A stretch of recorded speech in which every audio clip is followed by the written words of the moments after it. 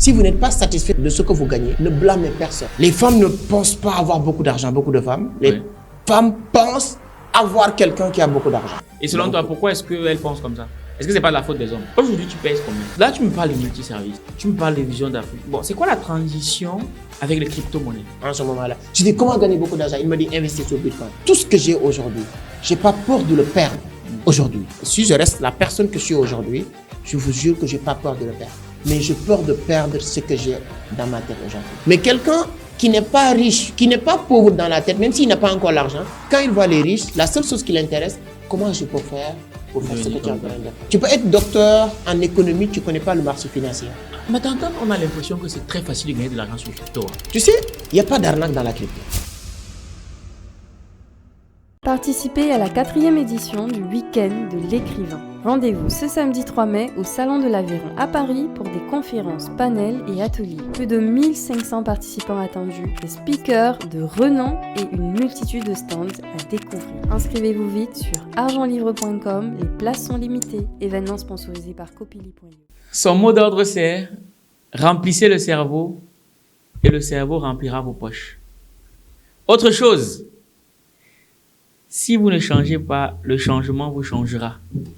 Bref, tu l'auras bien compris, je fais ce podcast de l'écrivain en direct de Dakar. Et donc aujourd'hui, sur notre plateau, on a un invité de marque qui se démarque de par sa pertinence, mais surtout, je tiens à préciser que c'est quelqu'un qui n'est pas allé à l'école. Mais on ne va pas lui faire de cadeau, parce que s'il a décidé de s'asseoir là en face de moi, tu connais, ça sera sans condescendance, mais sans complaisance. Donc une fois de plus, je te souhaite la bienvenue pour ce énième épisode du podcast de l'écrivain, le podcast qui donne la parole aux auteurs, mais pas n'importe lesquels. Les auteurs qui écrivent pour impacter. Tu le sais, notre mission, c'est de faire briller les auteurs africains dans un premier temps. Et pour ça, on s'est dit, peu importe le pays dans lequel on passe, on va trouver des auteurs d'impact pour les mettre en avant, afin que leur message puisse t'atteindre, toi, tes confrères et le monde entier. C'est bien Robert Kiyosaki, c'est bien Napoléon Hill, c'est bien aussi... comment il s'appelle, Anthony Robbins, tout ça c'est bien, on les a tous lus. Mais il est temps que, avant de citer Anthony Robbins, avant de citer Robert Kiyosaki, qu'on cite des auteurs entrepreneurs visionnaires tels que Amadou Seck, auteur du livre La Vision. Je ne saurais démarrer cet épisode sans rappeler que cet épisode est sponsorisé par notre sponsor officiel que tu connais très bien, Copili.io, la première plateforme d'intelligence artificielle qui permet de générer du contenu en automatique pour animer les réseaux sociaux. Et aussi, j'ai fait un big up à TOF Total Plus en direct de Dakar qui nous permet d'enregistrer cette émission avec le cadre qu'il faut en direct de Dakar. Maintenant, puisque tout ceci est dit, on peut tout de suite souhaiter la bienvenue à notre invité, sur qui on va tirer à balles réelles. Bonjour Amadou. Bonjour mon frère, c'est un grand plaisir. Non, tout le plaisir c'est pour moi. De venir aussi participer à cette grande podcast qu'on suit depuis très fort longtemps et des grandes personnalités aussi, je ne vais pas citer, mais ta communauté le sait. Donc je salue aussi toute ta communauté. C'est un grand plaisir. Donc j'ai beaucoup de gilets de balles, donc je vais essayer d'accepter. Alors, on va faire le jeu. Si tu as les pare-balles, c'est parfait, c'est parfait. Moi, je vais éviter les commodités d'usage. On va rentrer tout de suite dans le vif du sujet. Amadou, si tu étais une femme, quelle est la première chose que tu aurais souhaité faire? J'étais une femme. Tu l'as pas vu venir, celle-là? Ouais. Alors? Je dirais avoir beaucoup d'argent. Si tu étais une femme, tu estimes que les femmes n'ont pas beaucoup d'argent? Les femmes ne pensent pas avoir beaucoup d'argent, beaucoup de femmes. Les femmes pensent avoir quelqu'un qui a beaucoup d'argent. Et je pense que c'est pas une belle manière de penser. Et selon toi, pourquoi est-ce qu'elles pensent comme ça? Est-ce que c'est pas de la faute des hommes? Non, je pense que souvent c'est la société. Donc, la société a préparé les femmes à être des suiveurs depuis très fort longtemps. Et si tu pars surtout les sociétés africaines, on dit les femmes, leur rôle, c'est d'avoir un mari qui va s'occuper de cette femme. Qui dit? C'est pas les hommes qui le disent. Je te prends un cas, Amadou. Là, je vais tirer à balles réelles. Je vous ai dit, on va rentrer tout de suite dans le dur. Et ça, il ne s'est pas encore présenté. On va voir ça après. C'est pas important pour le moment. Exactement. Amadou, j'ai eu l'honneur de participer à ta conférence. La conférence de l'économie numérique. Et moi, j'ai eu un petit pincement au cœur parce que de tous les conférenciers, il n'y avait aucune femme. Pourquoi? Est-ce que quelque part, tu ne contribues pas au fait que on cantonne les femmes au rang de chercher un homme qui cherche de l'argent? Oui, c'est dans ce même cas aussi, parce que sur chaque secteur d'activité, Oui. aujourd'hui, c'est difficile de trouver des femmes. Mais pourquoi? Il y en a quand Ouais, même, ouais. mais si aujourd'hui vous me demandez de citer 100 entrepreneurs, en moins de 1 minute, 2 minutes, je peux te le citer. Oui. Mais si je te demande de citer 100 entrepreneurs femmes, c'est pas... Tu réfléchis d'abord. Oui, non, c'est clair. Donc, Ok. donc ça, c'est parce que c'est pourquoi je dis que c'est la société qui est conçue comme ça. Mais c'est le moment maintenant de changer cette donne parce que c'est pas des lois universelles. C'est des lois que les gens ont fabriquées, inventées et tout. Souvent, on peut dire que la force physique, mentale, souvent des hommes et des femmes est un peu différente. Voilà, ça, c'est d'autres sujets. Mais je peux dire que les femmes d'aujourd'hui peuvent réfléchir d'une autre manière qu'avant, c'est-à-dire que de dire que j'ai ma place dans la société, je peux aussi faire ce que les hommes sont en train de faire. C'est pourquoi j'ai commencé en disant que si j'étais une femme, la première chose, c'est de penser comment avoir beaucoup d'argent, tu vois. Donc ça, c'est déjà changer la mentalité. Je dis pas que, je pouvais dire que bon, trouver un milliardaire pour qu'il m'épouse et tout ça. Non, mais j'essaie d'être cette milliardaire. J'essaie d'être cette grande dame qui peut apporter de la lumière dans la société. La faute à qui? La société encore. Parce que si on dit, est-ce que c'est pas les hommes qui disent ça? Non, c'est même les femmes qui disent ça aussi. Quand tu es né, tu es une femme, ta maman aussi, entre les femmes qui discutent, on te prépare à ça. Quoi qu'on puisse dire, ta maman te dit que voilà, qui est la personne qui vient te voir, ainsi de suite. Imaginez, on est au Sénégal aujourd'hui, quoi. Si un jeune Sénégalais, bien, gentil, généreux, hein, amoureux d'une fille, mais sa vie n'est pas encore claire, n'est pas encore tracée, c'est-à-dire qu'il y a beaucoup de choses à faire. Si un Valère qui vient avec une belle voiture et tout ça, automatiquement, on ne cherche plus cet amour, on pense directement à Valère. C'est-à-dire que la femme en tant que telle, sa maman, la société, lui prépare à ça. Je donne un exemple. Il y a quelques jours de cela, sur les réseaux sociaux au Sénégal, il y a une mariage qui est en train de faire beaucoup de tollé. Pourquoi? Parce qu'une fille a trouvé un homme qui a eu la possibilité de lui offrir plus de 30 millions comme dot, qui lui offre une belle voiture, ainsi de suite. Ces genres de choses, à chaque fois que ça se produit, ça fait le tollé des réseaux. Pourquoi? Parce qu'on dit que c'est comme si que toutes les femmes doivent chercher ça. Et le contraire, souvent tu vois une dame, une jeune fille qui se bat, qui a réussi à avoir 30 millions, 40 millions, mais on ne met pas de la lumière. Parce que ce n'est pas quelque chose qui est destiné peut-être à des femmes. Mais à chaque fois, moi j'ai vu au Sénégal 3 reprises parce que je ne suis pas trop connecté avec ces genres de détails, mais ça passe, à chaque fois qu'il y a ces genres de choses, il y a tellement d'ampleur que toi-même, partout tu es. Première, c'était l'année dernière, je pense qu'il y a 1 an ou 2 ans, la femme d'un jour sénégalais, voilà, en tout cas qui a offert beaucoup d'argent à une fille, ça fait le tollé. Hier, c'est la fille, elle s'appelle Fainara, vous pouvez taper sur les réseaux, ça fait du tollé. Donc les femmes, ils sont préparés, les femmes, à aller trouver quelqu'un qui a de l'argent. Et ce n'est pas une bonne manière. C'est la société en tant que telle. Les femmes le disent, les hommes le disent. Donc, je pense que c'est à changer. C'est pourquoi j'ai dit, si c'était moi, la première chose que je vais penser, avec cet esprit que j'ai aujourd'hui, c'est comment devenir riche. Top. Justement, hier, quand même, j'ai déjà dit qu'il n'y avait pas de femmes conférencières, mais quand tu donnais les récompenses, il y avait des femmes à qui tu as remis des récompenses. Exactement. L'une d'entre elles m'a marqué parce qu'elle dit qu'il faut chercher l'argent, c'est comme ça, devenir riche. Exactement, c'est Mariama Lisa Sarr. Voilà. Elle est très brave aussi, voilà. Ouais. Fanta Camara, donc je suis toujours cherché à mixer comme ça. Sauf que vous m'avez fait une remarque aussi que je vais vraiment tenir en compte sur les prochaines conférences. Trouver un moyen pour qu'une femme fasse partie des conférenciers. Justement, moi, je vais en profiter pour faire un tacle à la gorge aux femmes sénégalaises. Moi, je suis à Dakar. Moi, j'ai voulu enregistrer ce podcast. Malheureusement, je n'ai pas trouvé de femme pour être en face de moi, pour tirer sur elle. Donc, les femmes sénégalaises, bougez-vous un peu. Exactement. OK, bon, maintenant que ceci a été dit, je tiens à préciser que Argent Livre, c'est avant et surtout une maison d'édition, les éditions Argent Livre. Et nous avons un programme au cours duquel nous accompagnons les entrepreneurs, auteurs, à écrire leur livre en 28 jours top chrono. Et pour ceux qui l'ont déjà fait, on les accompagne au niveau de l'édition et de la communication. Bref, on met tout au niveau du premier commentaire de cette vidéo. Et surtout, on se donne rendez-vous ce 3 mai pour la 4e édition du Week-end de l'écrivain à Paris, à l'hôtel Intercontinental, en face de l'Opéra de Paris. Tout dans le premier commentaire de cette vidéo. Ou alors, rendez-vous sur le numéro qui s'affiche en dessous de cet écran. Bon, Amadou, tout ceci a été dit. Maintenant, pour ceux qui te découvrent aujourd'hui, qui es-tu? Moi, je suis jeune Africain aujourd'hui. Ouais. Je me présente comme un jeune Africain. Voilà. vient d'un village ou d'une petite partie de ce pays qui est le Sénégal. Donc, comme beaucoup de personnes l'entendent sur les réseaux, qui attire certaines personnes, qui ne me fait pas grand-chose, c'est-à-dire que quand on dit écrivain et tu n'es pas allé à l'école, c'est bizarre, sur certaines personnes. Je ne sais pas, voilà, j'ai écrit ça, c'est mon 4e ouvrage. J'ai une entreprise au Sénégal qui s'appelle Vision d'Afrique, qui est installée aujourd'hui au Sénégal, en Côte d'Ivoire, au Burkina Faso et au Cameroun, à Douala. Voilà, donc on est en train de s'implanter un peu partout. J'organise beaucoup de conférences pour partager mon expérience. Aujourd'hui, sur ces 2 dernières années, mon entreprise et moi, avec beaucoup d'humilité, on est considéré comme meilleure structure dans le domaine de l'économie numérique, particulièrement la crypto-monnaie.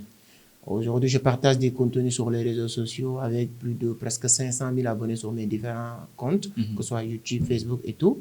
Donc, tout en parlant que de l'économie numérique, particulièrement la crypto-monnaie.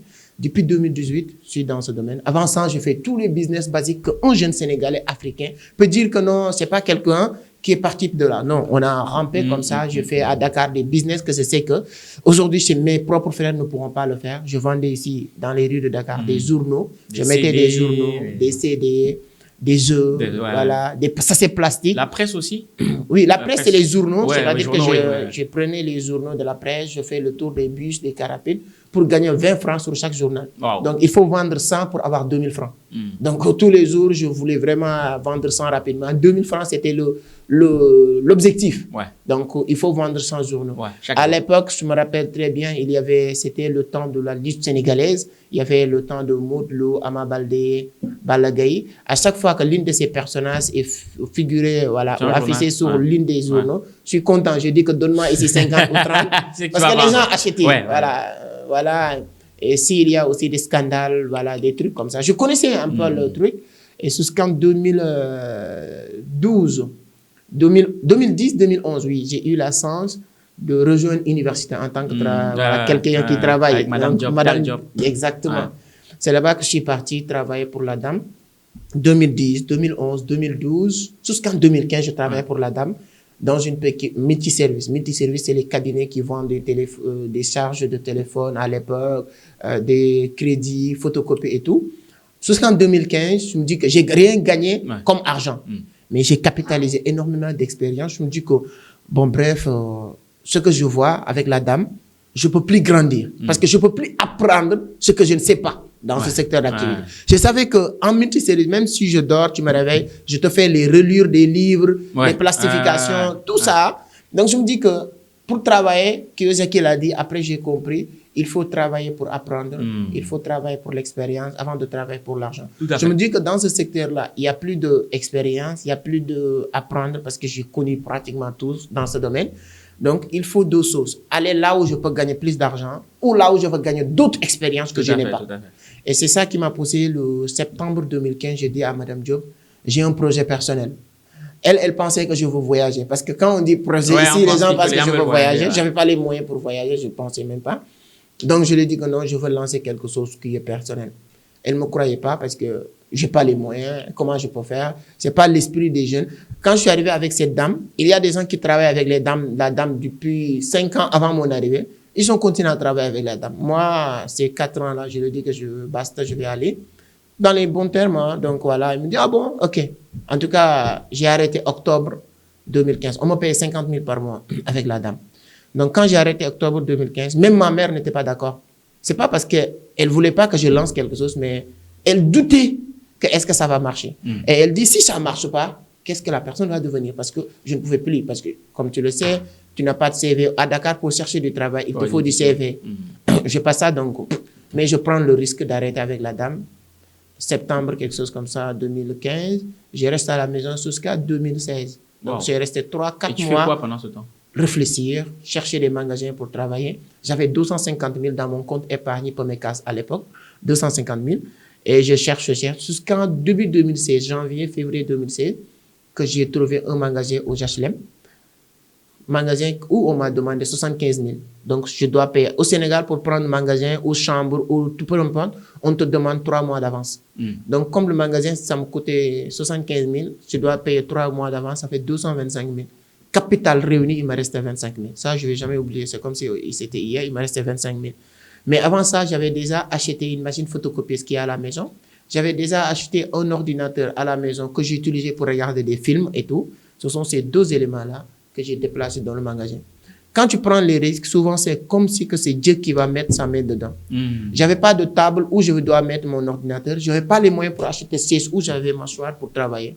Mais le magasin qu'on m'a loué, il y avait quelqu'un qui était là. Wow. Quand il partait, il allait chez 16 tables. Wow. Le propriétaire de la maison qui m'a loué n'a pas d'espace pour garder ces tables-là. Donc il me dit, bon, ces tables-là, si ça ne te dérange pas, on peut les laisser ici. Voilà, le temps qu'on puisse le prendre. Moi, c'était une bénédiction. Bien sûr. J'ai tombé sur le soir. C'est cette table que j'ai utilisée jusqu'à arrêter. C'était un bon truc, quoi. C'est comme ça que j'ai créé Vision d'Afrique. J'ai jamais dû... À l'époque, lorsque j'ai créé Vision d'Afrique comme multiservice, toutes les personnes qui étaient dans ce domaine, quand ils créaient une entreprise dans ce sens, ils l'appelaient Sec Multiservice, Valeur Multiservice. Ils donnent leur nom, en fait. Et moi, à l'époque, je voulais vraiment quelque chose de grandiose, quelque chose qui va être partout dans l'Afrique. Et je l'ai appelé Vision d'Afrique. Ce que j'ai en train de dire avec ta communauté, les gens peuvent penser que non, il est devenu telle personne, c'est pourquoi Vision d'Afrique. Non. Mon compte Instagram personnel s'appelle Amadou Seck. Ouais, donc tu as un compte personnel. Qui est Amadou Seck. Ouais. J'ai arrêté pratiquement de publier parce qu'actuellement, on publie tout sur les réseaux d'entreprendre autrement. Mais ce compte existe toujours.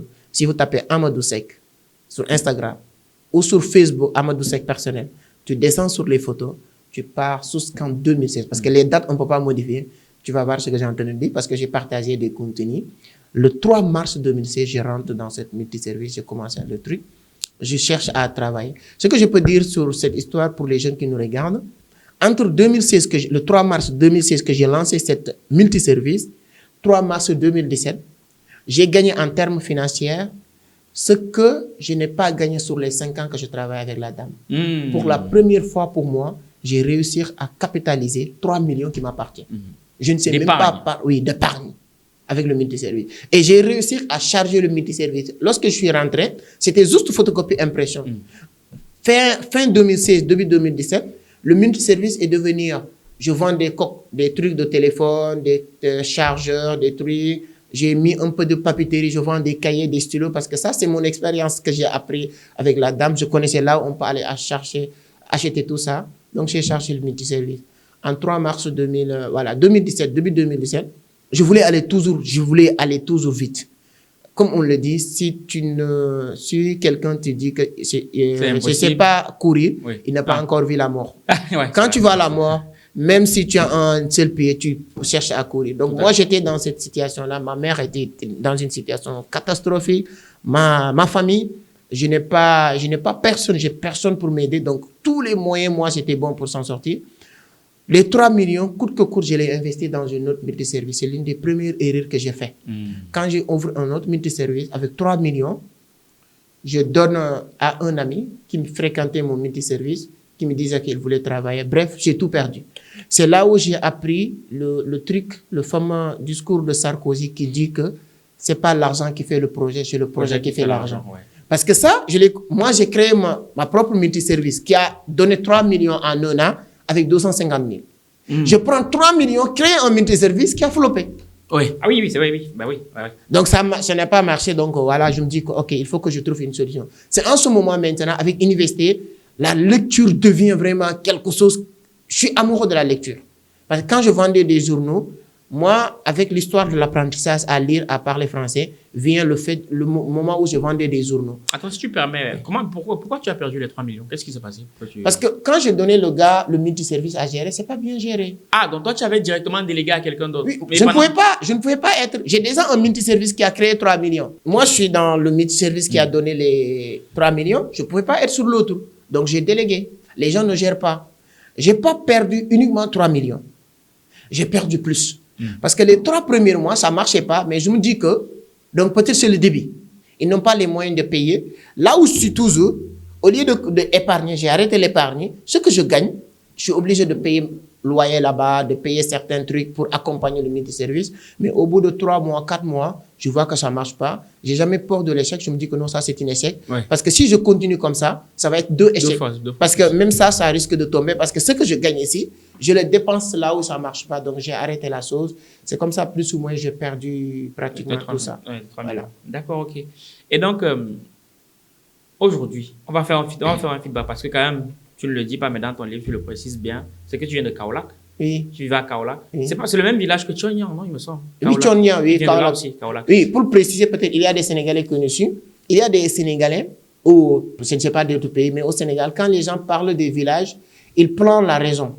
Pour ne pas dire pour permettre. Comme toi, si je te disais Mbayen ou tel village, tu ne vas pas comprendre. Mais quand je te dis Kaolack, c'est dans la région de Kaolack. Ah, ok, donc il y a des petits villages. Ouais, moi, là où j'étais, c'est presque 100 km de Kaolack déjà. D'accord, ok. Donc, c'est très loin de Kaolack. Donc, moi, si j'étais à Kaolack, je pouvais aller à l'école. Moi, le village où j'étais même, il n'y avait pas d'école française. Et ça s'appelait comment? Mbayen. Mbayen, ok, d'accord. C'est derrière Kermedjibel. Kermedjibel, il y a des Sénégalais vont comprendre, c'est derrière, c'est le village de Moustapha Agnès, notre ancien président Assemblée nationale, etc.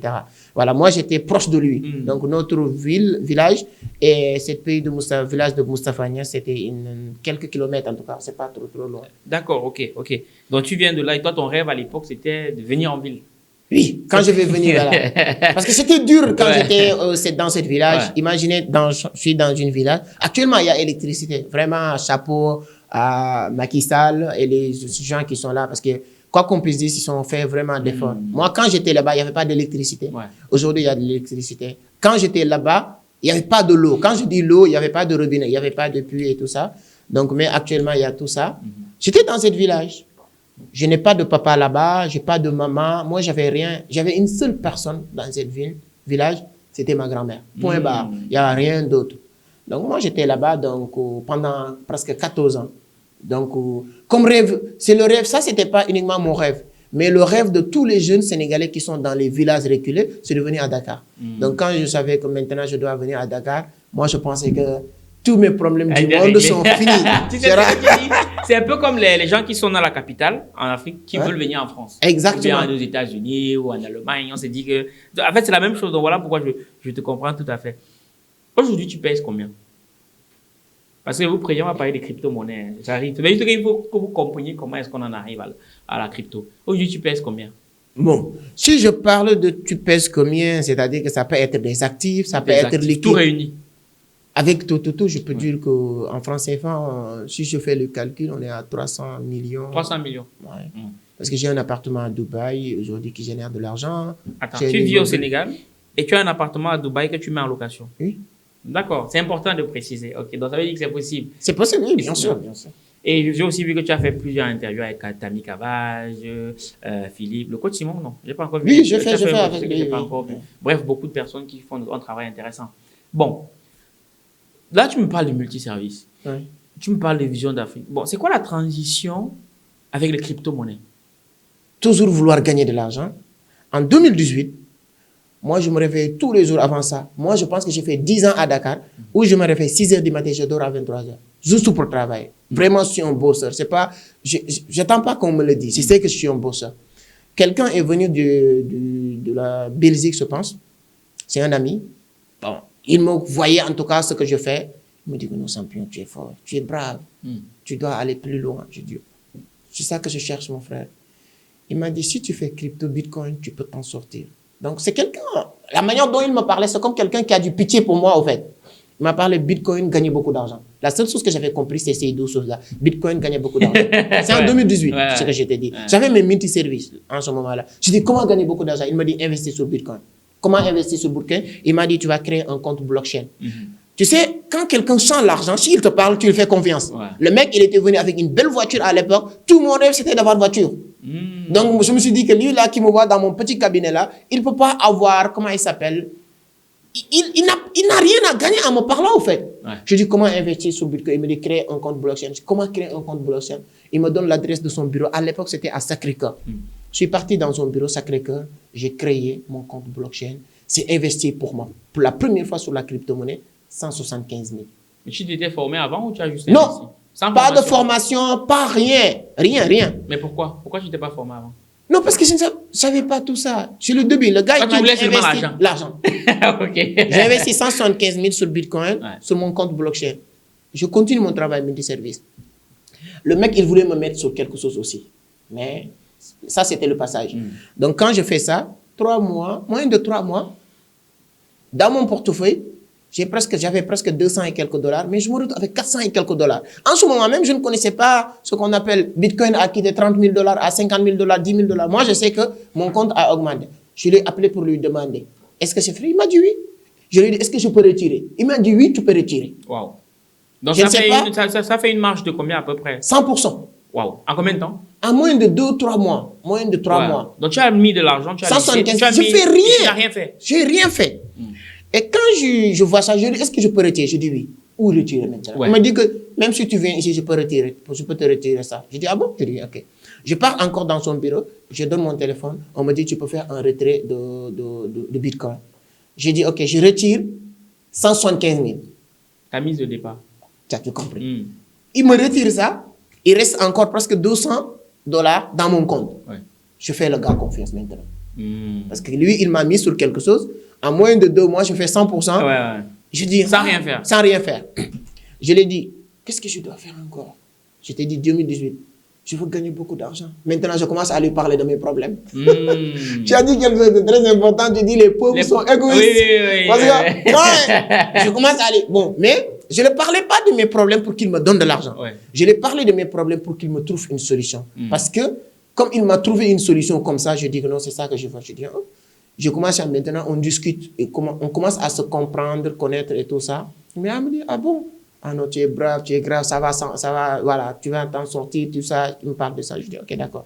Il me dit, il y a un business, je vais le parler ici, là où j'ai découvert l'Iebliman. Il m'a dit, il y a un business On va en parler plus tard. Voilà, On va il m'a parler. parlé, Oui, il y a un business qu'on m'a parlé. Je pense que c'est intéressant. C'est un investissement aussi. Il y a une relation avec la crypto, tu peux investir. Donc, l'argent que j'ai retiré, au lieu de partir avec, j'ai réinvesti sur l'Iebliman. Ouais. Donc maintenant, je commence sur le business en ligne. J'investis une partie sur l'Iebliman, une partie sur la crypto. Mais je me dis, hop, depuis ce jour-là, je me dis que donc ce secteur-là, il y a quoi faire. C'est en ce moment-là que je commençais à apprendre. Lui, il avait une école de formation en trading. Je lui ai dit que je veux apprendre, mais je n'ai pas de l'argent et tout ça. Il me dit, viens se former. C'est pourquoi dans mon école de formation en trading, si quelqu'un vient, je vois qu'il a l'ambition, il me dit qu'il n'a pas l'argent, je dis viens. Même mon équipe me dit, c'est que tu dis tout le monde vient, mais ils ne savent pas pourquoi. Ouais. Parce que quelqu'un l'a fait pour moi. Dans mon école, les samedis, nous, on a des cours mercredi, vendredi, samedi, 15h, 17h. Là, c'est au bureau. Ça n'a rien à voir avec les cours en ligne. Beaucoup de jeunes viennent se former sans payer. Mon équipe vient me dire, c'est que tu dis tout le monde vient, c'est quoi? Il faut organisation. Je dis, s'il te plaît, pardon, laisse ça. Parce que dans ma tête, quelqu'un l'a fait pour moi. C'est là-bas que je pars maintenant apprendre le trading. Je commence à comprendre Bitcoin, commence à comprendre les courbes. Comme ça, ça commence à marcher. Ça passe. Je commence à avoir moins de temps dans mon multiservice. Ce temps-là, je le délègue à apprendre l'économie numérique, la crypto et tout. Je fais là-bas entre 2018 et 2019. 2019, il y a une grande conférence, forum sur l'économie numérique au Sénégal, au Pullman Hotel, en parlant de la crypto-monnaie. Mais c'était organisé par les fondateurs de l'Iebliman. Mais l'Iebliman n'était pas ce qui est mis en avant. C'est la crypto-monnaie et tout. On commence à parler de ça. Il y avait des journalistes qui sont venus. Quand les journalistes veulent interviewer les gens, le gars là, il a dit les journalistes, il n'a pas le temps avec son équipe et tout ça. Il dit les journalistes, allez, Amadou, parle avec les journalistes. Je dis, qu'est-ce que je vais dire avec les journalistes? Il me dit que ça fait presque quelques mois que tu es au bureau et je te remarque. Tu apprends beaucoup. Parle juste de ce que tu as appris. Je dis, qu'est-ce que j'ai appris? Il dit, on parle de la crypto, Bitcoin, parle de ça. C'est quelques mois, j'ai appris beaucoup de choses dans la chose. Je parle avec des journalistes, je dis ce que je pense. Bitcoin, c'est la révolution numérique, ça va changer le monde. Je l'apprends, ça fonctionne de pair à pair. Expliquer ce que je pense. On a partagé les vidéos. Tu sais, avec le marketing des réseaux, ça passe vite. Les gens partagent. Le fondateur de cet écosystème dit que ce mec-là, je veux le rencontrer. Le fondateur de l'écosystème de l'Iebliman. Ok, d'accord, oui. Il dit que ça part de cette vidéo. Ok, d'accord. Moi, je restais à la maison, on m'appelle, on me dit que non, le boss veut te voir. Je dis, c'est quoi ça? Je dis, quoi cette histoire encore? On m'appelle pour me dire que non, tu es bon. Si tu continues comme ça, tu deviens vraiment incontournable dans ce écosystème. Je dis, waouh. Pour dire vrai, en ce moment-là, le business de l'éboulement me rapporte de l'argent. Ça marche très bien pour moi. Parce que voilà, à la fin, tout le monde connaît la suite de l'histoire, mais ça marchait. La crypto-monnaie, le Bitcoin, continue à monter. On parle maintenant d'investir sur plusieurs crypto-monnaies. Ça commence à marcher. J'ai les moyens. Il y avait une autre entreprise à faire, je pense que c'est 2019, qui s'appelle Versus Capital. Après, ils ont eu des problèmes, c'est une autre histoire, mais il y avait une équipe super bonne en trading. J'ai payé 250 000 pour la première fois depuis ma naissance jusqu'à ce jour-là.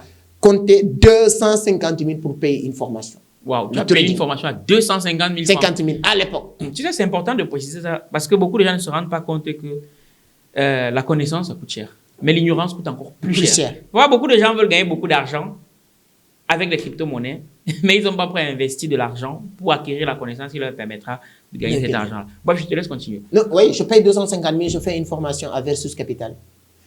La formation, c'est pour 1 mois. Quand on a fini la formation, pour être honnête, je connais les bases. Vraiment, c'était une bonne formation avec des gens très expérimentés. Mais c'est limité. La formation s'arrête là où on doit entrer maintenant sur la création des comptes, tous les autres. C'est là où on parlait maintenant de Meta4, Meta5, voilà, Binance, tout ça. Je dis maintenant pour aller plus loin, on dit que non. Ça, c'est ce qu'on appelle deuxième partie. C'est-à-dire que tu as première partie, c'est ça. Si tu veux prendre deuxième partie, tu payes encore 150 000. Donc, la première partie, c'est 200 000. Deuxième partie, c'est 200 000. Mais quelqu'un qui a fait première partie avec nous, s'il veut faire deuxième partie, il paye 150 000. Je paye 150 000 pour deuxième partie. Quand je finis deuxième partie, j'ai compris beaucoup de choses sur la crypto. Beaucoup. En début 2020, avant 2020, de fin 2019, début 2020, sous nos formations, on nous parlait des cryptos à acheter. Il y avait Dogecoin, il y avait Bitcoin, il y avait Ethereum, etc. J'ai misé sur Dogecoin à l'époque. Moins de 100 000. C'est le moment où Elon Musk faisait les tweets sur Dogecoin. Dogecoin a quitté 0,00 à 0,0. C'est-à-dire qu'avec 200 000 francs CFA d'investissement, je me retrouve avec plus de 17 000 $. Wow. Pour ma première fois. Je prends la chose au sérieux maintenant. Ah, donc tu l'as fait? Oui. Donc tu as eu de 200 000, tu as eu 17 000 $. 17 000 $. En moins de temps, ça passait vite à l'époque, quoi. Parce que tout le monde n'était pas sur la crypto. En moins de 3-4 mois, quelque chose comme ça. Wow. Mais tu ne deviens pas fou? Non, mais je voulais sécuriser l'argent.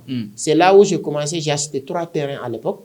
Aujourd'hui, les maisons que j'ai construites, les terrains, je les ai achetés. C'est pas aujourd'hui j'ai acheté les terrains, j'ai construit. J'avais acheté les terrains à cette période-là. Mais je prends une grande partie maintenant, on réinvestit et je me forme. C'est en ce moment-là que je dis, il me faut une bonne formation où je peux trouver l'une des meilleures formations en trading. On nous parlait des États-Unis. Au Wall Street, il y a des gens qui font des formations. On nous parlait de Dubaï, école de Tammy Abbas, TKL. États-Unis, c'était mort. Parce qu'au Sénégal, si tu dis j'allais me former aux États-Unis pour revenir, les gens ne vont même pas de le courant. On pense que tu veux aller fuir ou émigrer et tout ça. Donc, je n'ai même pas tenté. On dit Dubaï, c'est possible. Je n'étais pas seul. Ce que j'ai en train de vous raconter, je ne suis pas seul. Si j'étais seul, on peut dire, est-ce que c'est vrai? J'étais moi, Youssouf Diaby et Zousté Mortoli. Que je connais très bien. Nous, c'était notre période. Zousté, ça fait 10 ans on est ensemble. Donc, tous ces conneries-là, on l'a fait ensemble, pas à pas. Donc, ce n'est pas moi seul. Lui aussi, il a bénéficié de tout ça. Alors, on nous parle de Tammy Abbas. La formation coûtait 3 millions de francs CFA pour partir à Dubaï faire cette formation. On était 3. On a payé le prix. Ça veut dire qu'on a payé 9 millions pour une formation de 17 jours. Attends, pause. Vous avez payé 9 millions pour une formation de 17 jours. Et quand je dis 9 millions, c'est parce qu'on est 3 personnes. Oui, bien sûr, 3 millions x 3. Parce que justement, ça prend du sens, la phrase que tu dis, remplissez la tête et laissez la tête remplir les poches. Exactement. Pourquoi est-ce que tu le répètes à chaque fois? Parce que c'est que tout ce que j'ai aujourd'hui, je n'ai pas peur de le perdre aujourd'hui. Si je reste la personne que je suis aujourd'hui, je vous jure que je n'ai pas peur de le perdre. Mais j'ai peur de perdre ce que j'ai dans ma tête aujourd'hui. Parce que je sais que pourquoi les choses n'allaient pas comme avant, c'était manque de connaissances. Aujourd'hui, ce n'est pas uniquement la crypto-monnaie. N'importe quelle chose, je peux faire de l'argent. Hier, tu étais dans la conférence. À moins, ce n'était pas le but, mais je donne juste un exemple. À moins d'1 heure de temps, on a fait presque 2 à 3 millions de francs CFA. Sans même que les gens le ressentent. Tu étais sur place. Bien sûr.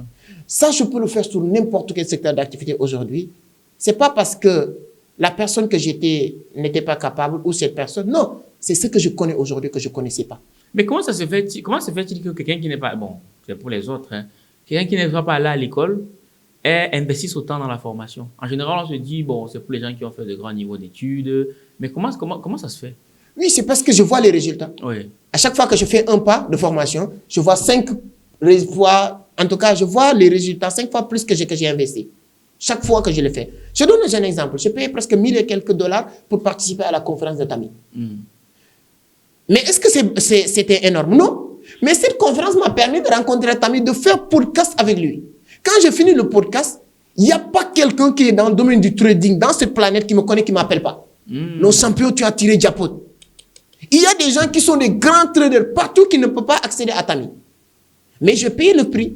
J'ai invité Philippe Simon. Il est devenu un frère qui me donne beaucoup de conseils. Pourquoi? Toutes les conférences qu'il fait à Dakar, l'entrée souvent c'est 75 000, 100 000, 50 000. Toujours je paye le billet pour aller. Même si je sais qu'il va répéter des choses que j'ai déjà entendues de lui.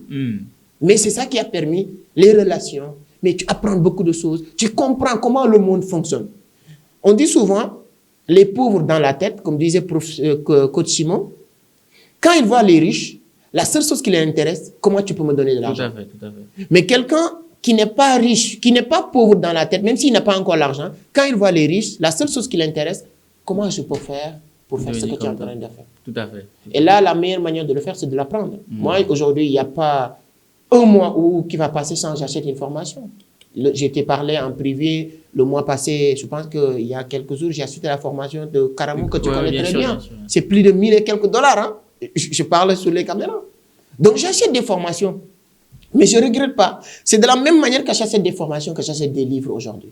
Je lis beaucoup de livres et je vois la différence. Donc, il n'y a pas quelqu'un. Donc, quelqu'un, moi je dis souvent, ce que vous gagnez aujourd'hui, ce que vous gagnez, si vous n'êtes pas satisfait de ce que vous gagnez, ne blâmez personne. Ce que vous connaissez correspond à ce que vous gagnez, toujours. Donc, quand vous voulez gagner plus, ne cherchez pas à travailler plus. Cherche à connaître plus. Quand tu connais plus, ça tire ce que tu gagnes pour que ça corresponde. Mais les diplômés connaissent plus de beaucoup de choses. Les doctorats, ils connaissent beaucoup de choses. Ça dépend de ce qu'ils connaissent. Ça dépend de ce que tu connais. Tu peux être docteur en économie, tu ne connais pas le marché financier. Tout à fait. Ça, c'est vraiment... Parce que même dans ton livre, tu dis qu'il y a beaucoup de gens qui ont des diplômes, mais ça ne donne rien de bon. Pourquoi? Comment ça s'explique qu'un docteur en économie ne connaisse pas grand-chose sur les marchés financiers?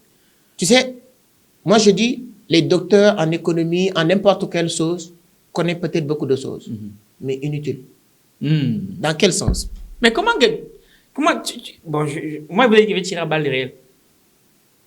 De quel droit, toi, tu critiques le système éducatif alors que tu n'es pas allé à l'école? Je vais vous dire. Ce que tu connais, qu'est-ce qui fait la valeur de l'or selon toi? Pourquoi l'or a de la valeur? C'est la demande. Parce que c'est rare. C'est rare. Très bien. C'est juste ce que je voulais savoir. Pourquoi moi, ce que je connais aujourd'hui a de la valeur? Parce que c'est rare. Oui, bien sûr. Si tu ouvres votre école aujourd'hui, tout de suite pour dire, je vais apprendre les Dakarois, comment parler bien français, on te dit, mon frère, on a fait 10 ans à l'école. Pourquoi? Donc, tu nous parles de ce que tout le monde connaît. C'est ça. Ce qu'on apprend à l'école, c'est pas mauvais. Mais c'est quelque chose qui est détenu par tout le monde. On met 100 000 personnes dans... Mais toutes les personnes qui sont nées à Dakar, ils sont envoyés à l'école. Souvent même pour ne pas déranger à la maison. Oui, aussi. Et on vous donne tous les mêmes informations.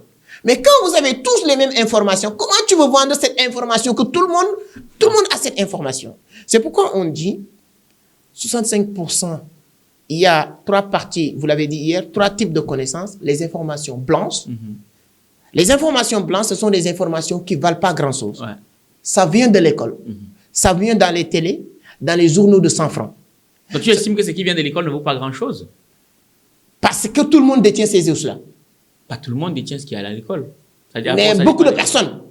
Oui, beaucoup de personnes. Mais après, ça reste relatif. Oui, quand beaucoup de personnes détiennent ce que tu as, la demande n'est pas trop forte. On est d'accord, la loi de l'offre. Moi, aujourd'hui, ce que je détiens, je ne suis pas intelligent, moi. Je ne suis pas le Messie.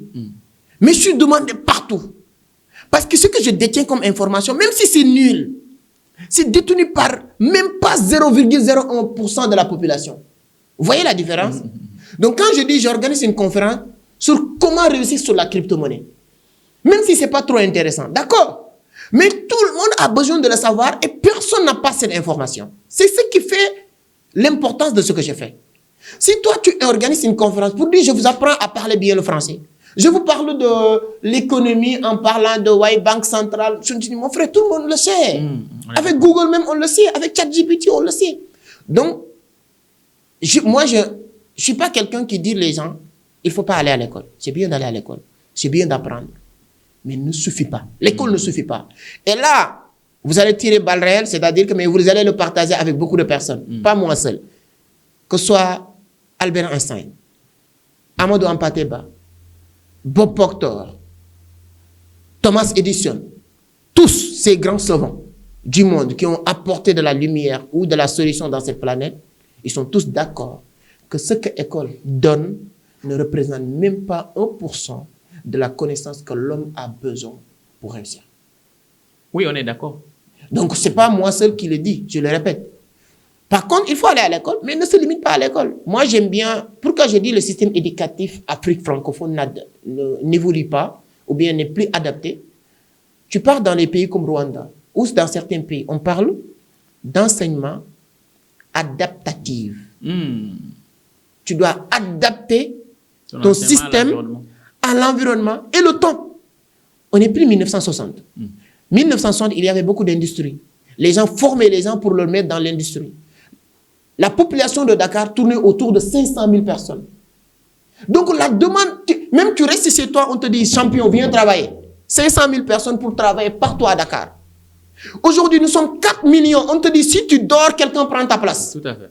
Donc tu dois être plus créative. Et les industries n'est plus à la mode aujourd'hui. Qu'est-ce qui est actuellement en actualité? C'est l'intelligence artificielle. Tu dis à un jeune, allez apprendre tout ce qui est caméra. Oui. Parce que on apprend pour vivre, mon frère. Tu le dis tout le temps, on cherche l'argent. Tu pars à l'école pour trouver de l'argent. Oui. Tu pars apprendre comptabilité. Mon frère, nous, notre comptabilité, on n'a pas besoin de personne maintenant. Internet, l'intelligence artificielle, c'est tout. On te dit, allez apprendre tout ce qui est audiovisuel. Monteur vidéo, caméra, etc., etc. Tu dis, ah non, ça, c'est des affaires d'enfants ou affaires de plaisanter. Mais mon frère, tu es bête. C'est de ça que vous... Ça, quand tu sors, tout de suite, tu es en travail. Ouais. Tout de suite. Je connais un jeune qui gagne aujourd'hui presque 1 million de francs CFA par mois que je connais. Il s'appelle Yaya. Oui. Tu sais, c'est quoi son travail?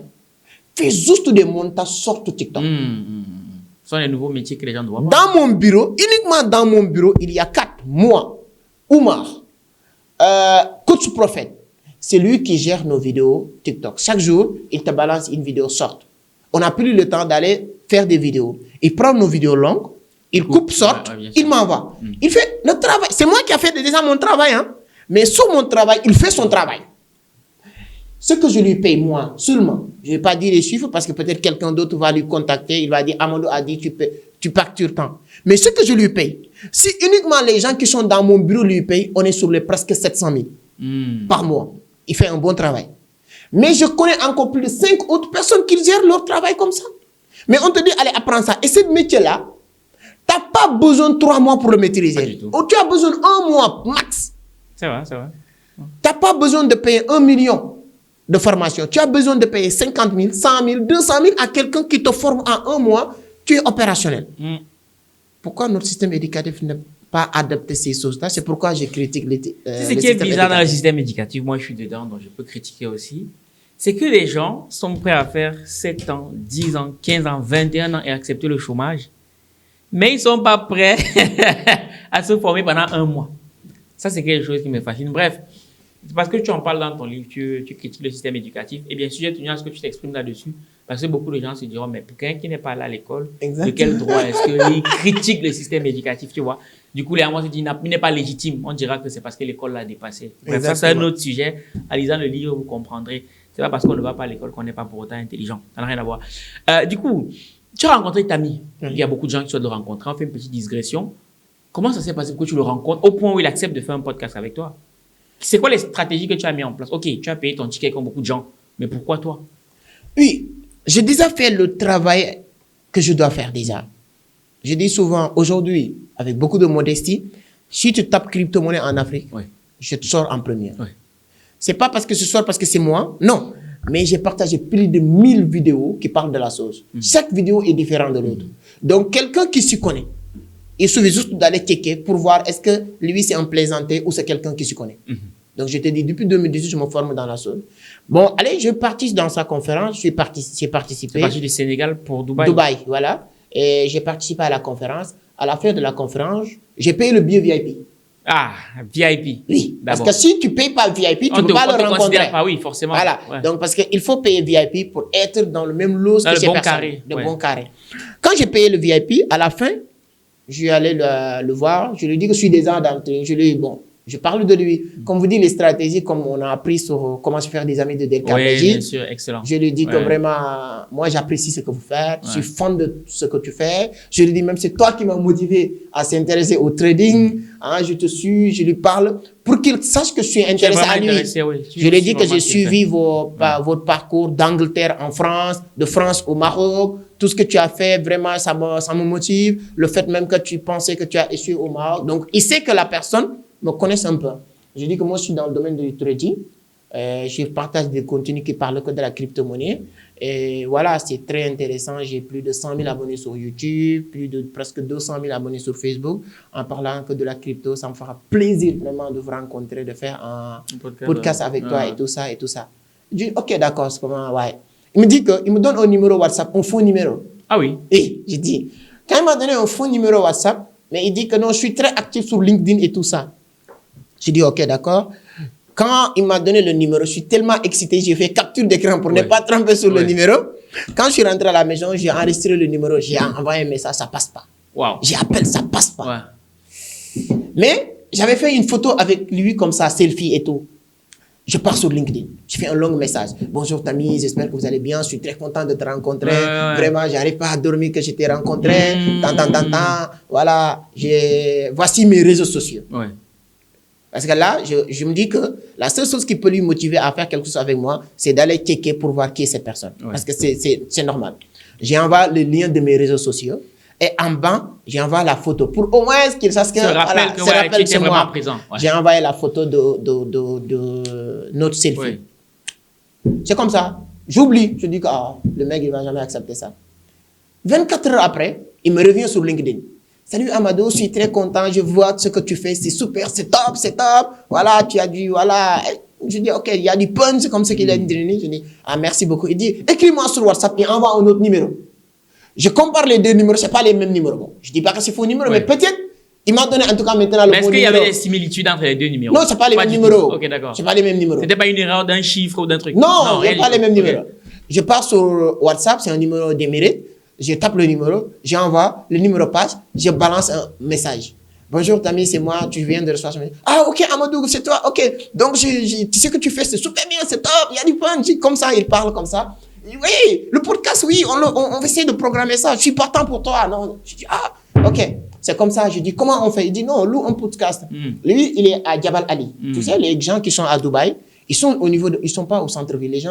Les gens qui sont au centre-ville, c'est des gens qui viennent pour partir vite fait. Mais les gens qui veulent vivre à Dubaï, ils sont à Jabal Ali. C'est un peu loin de comme ça. Et là, le train de vie est moins cher. L'appartement, c'est pourquoi les gens qui pensent que Dubaï, c'est compliqué. Non, il y a des endroits à Dubaï. Tu as le luxe de Dubaï. Tu as 2 heures de Palm Jumeirah, downtown et tout, 2 heures. Mais tu payes moins cher que quelqu'un qui est à Liberté 6 ici. Tu payes moins cher. Et le train de vie est là pour les gens qui veulent aller à Dubaï. Il y a ça. Mais sauf que tu n'es pas au centre-ville. Si vous voulez aller en vacances quand même. Et là, le week-end, tu peux aller au niveau de... Et Dubaï, tout le temps, le transport, c'est fluide. C'est rapide. Donc, je me dis que non, je suis à tel Jabal Ali. Donc, il faut réserver un studio. Je lui ai dit que Dubaï Studio Podcast. Parce que c'est là où c'est le référence. Tout le monde parle là-bas. Les Yomi même tournent là-bas et tout. Il me dit non, c'est loin de moi. Il me donne sa localisation pour choisir un studio qui est à l'entour. Moi, je suis d'accord. Tous les moyens sont bons. Je cherche sur Internet. J'ai trouvé un studio qui n'est pas loin de là. J'ai calé. Lundi, ok, d'accord, calé. Non, mardi. Non, on fait comme ça. On dit mercredi. Non, ok, d'accord, on fait. Non, mercredi, on fait le matin, on fait le soir. Tac. Et bingo, on a calé un jour, heure, 10 heures et tout ça. On dit, ok, d'accord, je valide. Parce que Dubaï, c'est comme ça, tu valides tout ça en ligne. Donc, je pense que nos amis, voilà, ils vont aller sur ça. Donc, parce que le monde évolue. Il faut qu'on évolue avec tout le monde. Donc, tu rentres sur le studio. Voilà, je réserve, je paye 900 dirhams, quelque chose comme ça, qui tourne autour de $200. Ok, bref, j'ai envoyé la capture de paiement et tout ça. Moi, j'attends le jour J, quoi. Et le jour J, on est venu, on a fait le podcast, on a discuté. Il voulait même m'inviter chez lui, on a discuté. Ah oui. On est devenu un ami. À chaque fois qu'il m'appelle, il m'envoie un message. Donc, c'est un gars bien. Super bien. Mais selon toi, il t'a donné un faux numéro volontairement pour te donner une fausse piste, juste pour que tu le laisses tranquille, ou alors c'était une erreur? Moi, je pense à une chose. Oui. Je pense qu'il voulait que je fasse un effort. Parce que je vois aussi, quand je réservais le podcast, le studio, on change tout le temps. On en change pratiquement 3 fois.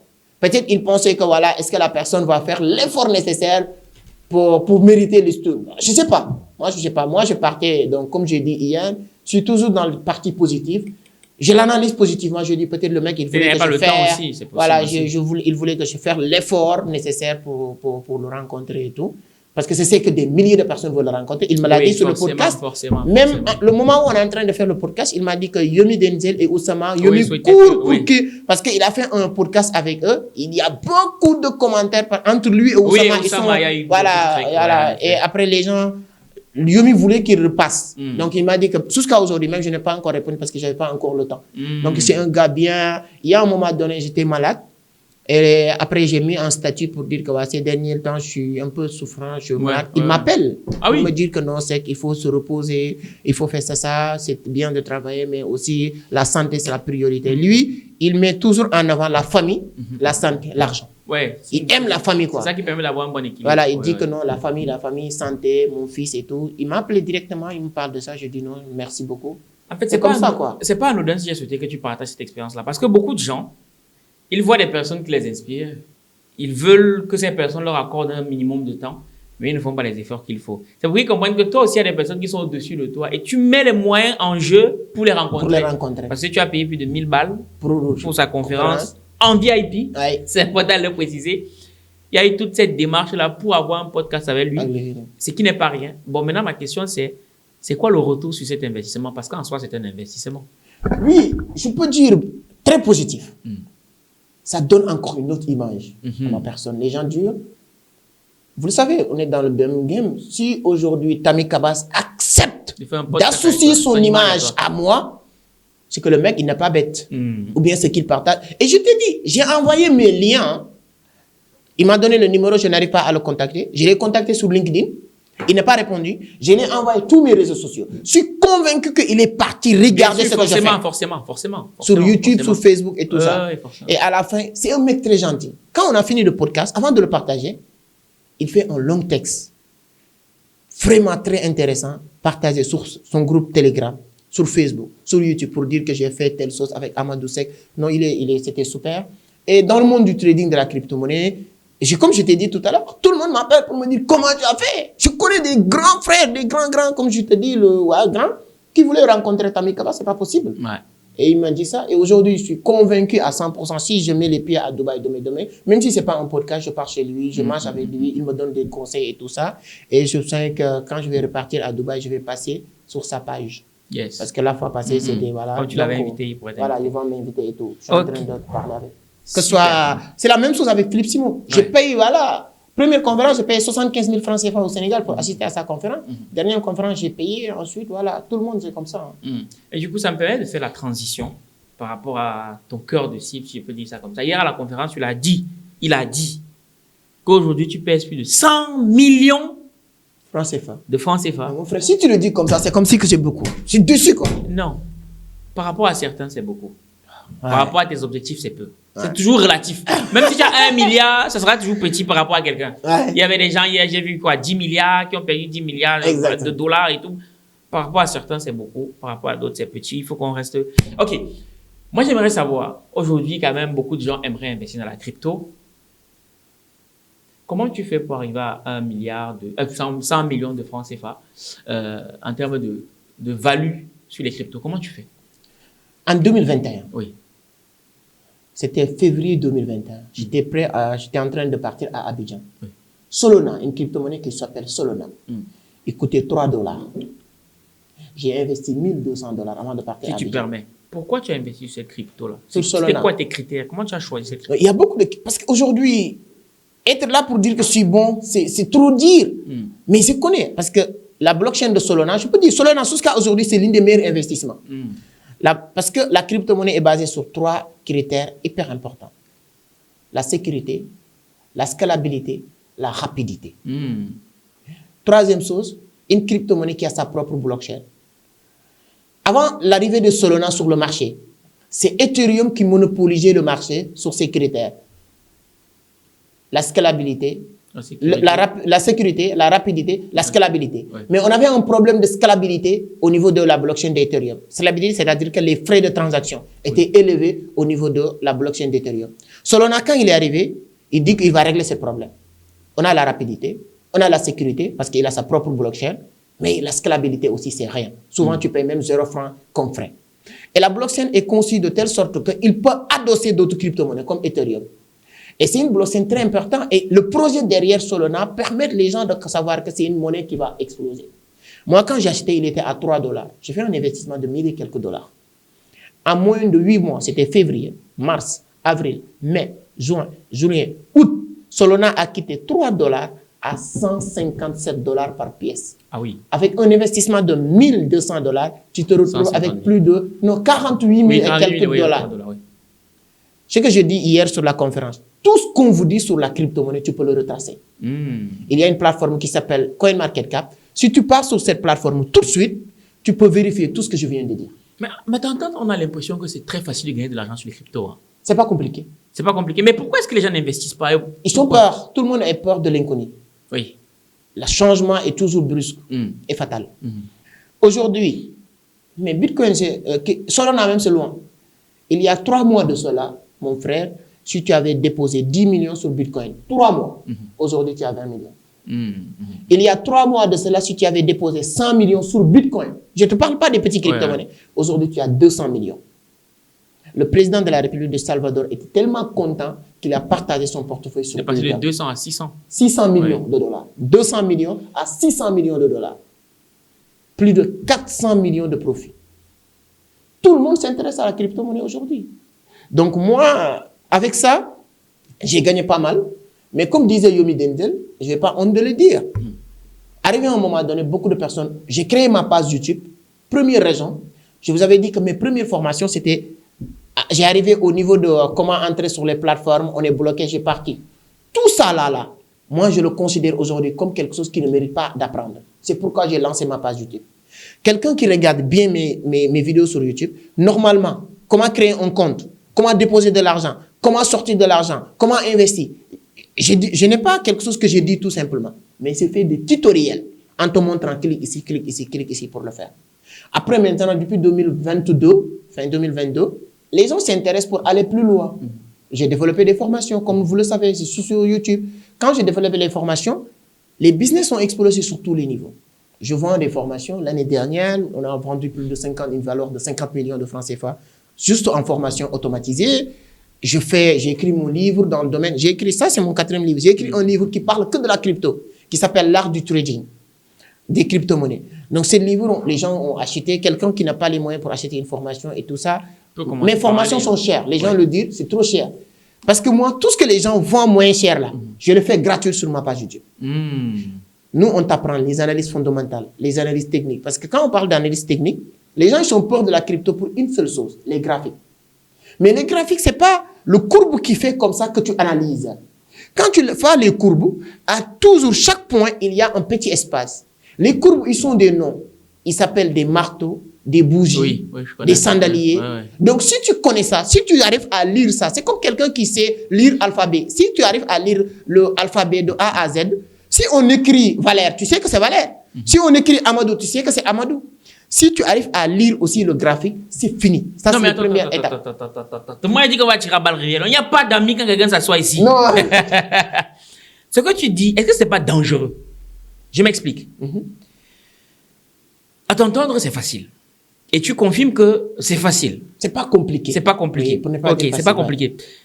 Mais sauf que, moi, je connais beaucoup de gens qui sont formés. Chaque fois, on a l'impression que c'est juste pour la formation. Et après, moi, je connais beaucoup de gens qui sont formés. Mais au final, ils n'ont jamais gagné dans tout ce qui est trading des crypto-monnaies et tout le bazar.